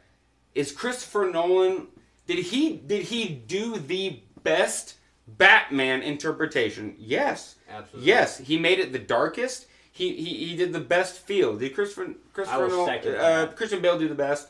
No, not necessarily. But I like that in these movies that we're trying to really humanize some of these characters, and it's hard to get around Christopher Nolan. Christopher Nolan does an amazing job He of really making kinda you stepped the game believe up. believe in what these fucking characters were doing. Believe in the world he makes. I'm not saying that Batman's the best guy in the world, but who did Christopher the Nolan Avatar did a good movie? job of making him, making you think about it. Cameron? Yeah. I mean, shit, he took movies to a whole new level. I mean, he took that series is going to become something major, in my opinion. I mean, the next movie comes out next year. I'm so excited for it. I've been waiting 10, 11 years for this. Titanic, bro. Yeah, That's all I Titanic. gotta say.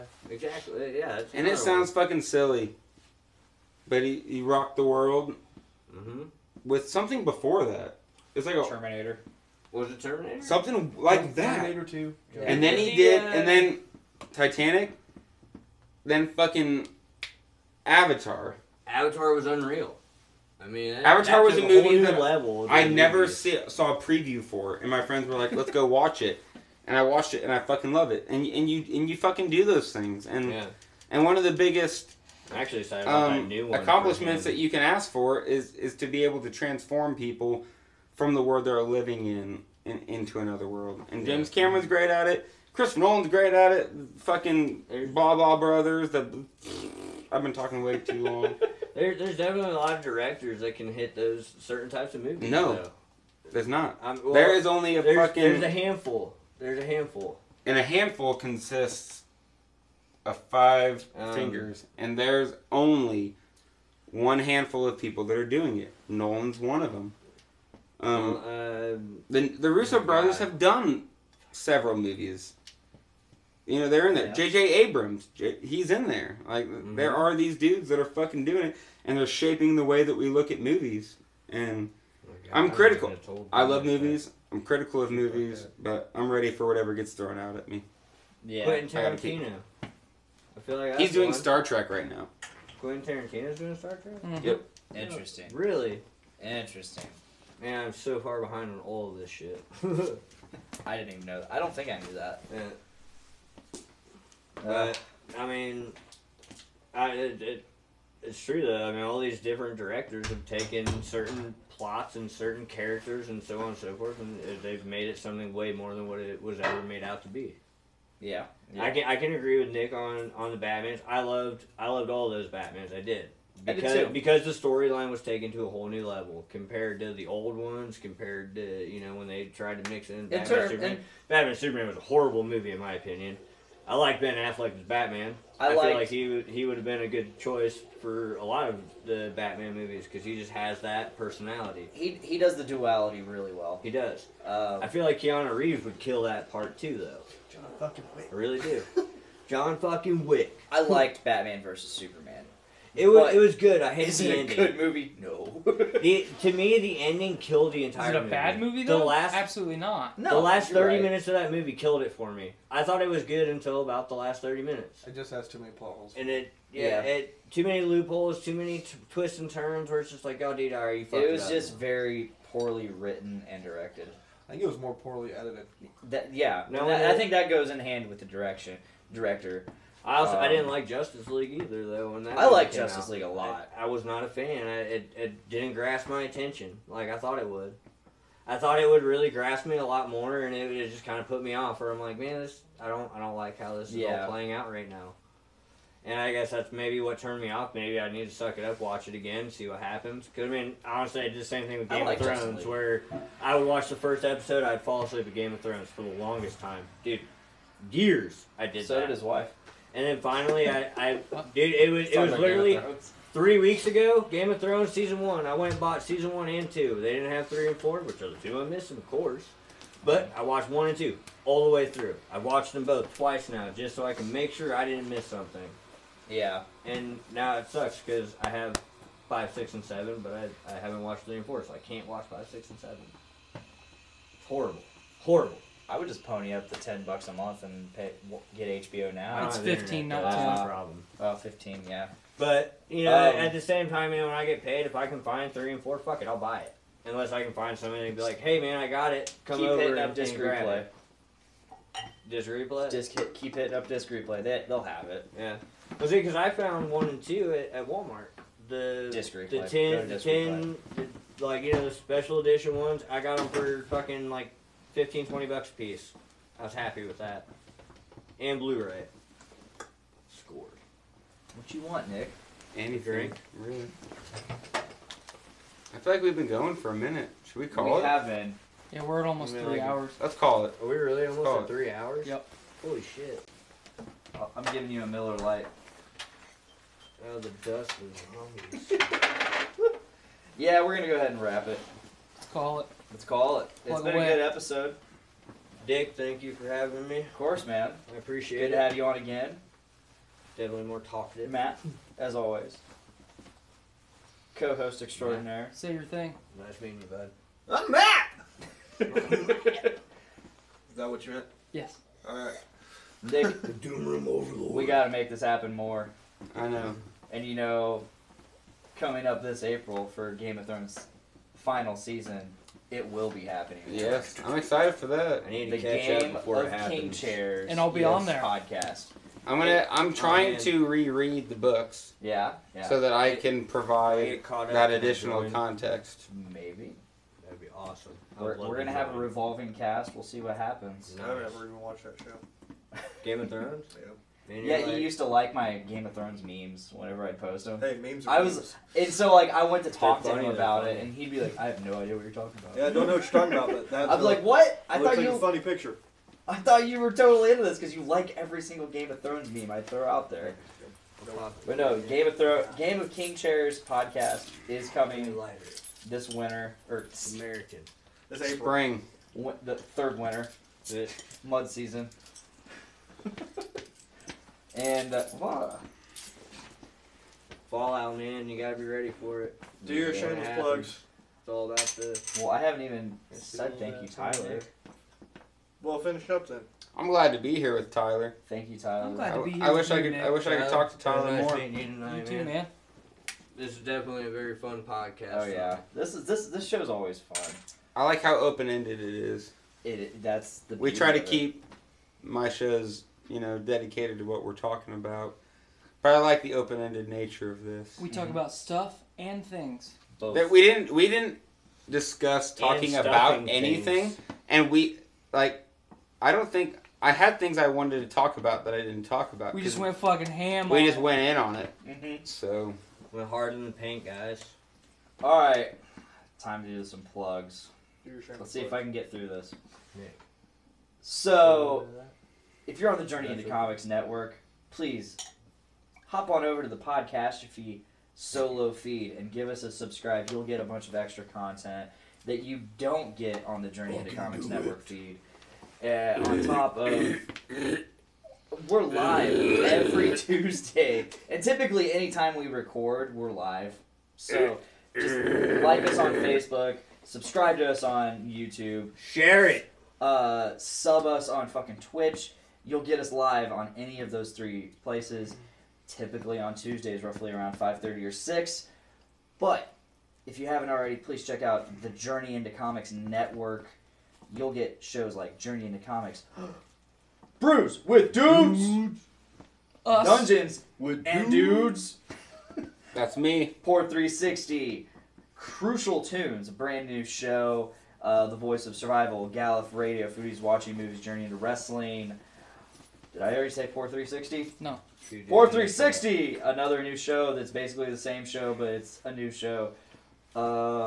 Still very good because you're getting your news. And I really want you, Tyler, and you, Nick, on at the same time. We need Tyler and I on Well, because hey, I love Andrew. when we do You this rule network Andrew, day- but fuck, I disagree with you sometimes. When we do this network day, I want all of us on there. I want to talk / argue Yeah. with We'll Mr. talk Poor. about it at the end. Have I missed any shows? I don't think so. I feel like I'm missing a show. And Foodies. us. Podcastrophe. I said Oh, us. and us, Oh. Podcastrophe. I might have one for you to add to the list, but not yet. Oh. It's in the works. I need opinion. I don't Adulting really Ain't know Easy go. and Kids for Sale. Yep, Those those are the were only the two, two. but they're in the off season right now. I think Kids for Sale is still going. I don't Possibly know. 2 dudes in a truck. Maybe if you want to give a buck or two. I haven't plugged this in a while. Head on over to the Journey into Comics Network Patreon, and you can get exclusive content. You can get early access to every episode as soon as they're done being edited and shit. That keeps all of our Fucking shows do it. going. We've Yep. got, we're talking 10 to 12 shows right now. that are all supported through the Journey to Comics Network. So, you know, I give a couple bucks a month. You know, anybody that can give $1 or $2 a month, it lets us get all the content out, and we're, you know, this is a very loose subjected, you know, forum where we're able to talk about whatever we want. But between all the other shows, you're able to get whatever content you want. What do you want to talk about? Food, movies, games, beer, bullshit, whatever you want. You can find it on the Journey to Comics Network. Anything that you want. So $1 a month. Like, think about it. Think about the bullshit that you spend when you go to the gas station in the morning and you buy a fucking coffee for $1.70. Just giving $1 to this a month, just $1 a month. It's not gonna fucking affect you at all, and it's gonna make a big difference. It's gonna make a big difference for shows like this. Something else. So that's my pitch. I really appreciate. That's a good pitch. Anytime that I'm on any one of these shows, I love talking to you guys. So we love you. It's good to have you on. Seriously, it's been too long. The last time you were seriously on, besides the Doctor Strange one, was with the episode with Brett. That was a long time ago. A long time ago. I thought you were going to say Podcastrophe. I was like, that was serious? I mean, that was intense. That was a great episode. No, I'm butthurt that I don't get invited on shows. So. Well, you know what? Maybe you'll just be on here more. It's been a while. I'm going to be on Voice of Survival. I'm excited for that. Oh, that's awesome. That'll be a good one. That'll be a really good one. I'm excited to listen to that one. Yeah. Wait, which one was that? Voice of Survival? It's where the guy who runs the network, he just talks to people and talks about who they are and what they do and where they came from. And yeah, it's just an interview style podcast where he just talks about your life. Very nice. I'm excited to delve into it. My idea of the one I want to start is 2 guys in a truck, because I work construction and we're in conservatives in a truck a lot of the time. And I mean, really, it's more based along the comedy aspect of it, of all the random bullshit we talk about, and I mean, we all find it hilarious, and I feel like other people would. Yeah. And I'm kind of, I just need kind of some advice of how I should go about it. I don't really know how to do a podcast in a truck. I mean, it just kind of throws me off. Yeah. Technically, all you really need is a cell phone. That's what I was kind of thinking, but I wasn't sure. So I was like, man, I'll ask the pros. Well, if that is all, thank you guys for joining. Thank you guys for watching, and thank you guys for listening. Let's please make every day a big dick day. Yeah! Oh, fuck you! Ow! My energy! My energy! Oh! It's coming from my pants! It's coming from my pants! Man, give me the hell yeah! Give me the hell yeah!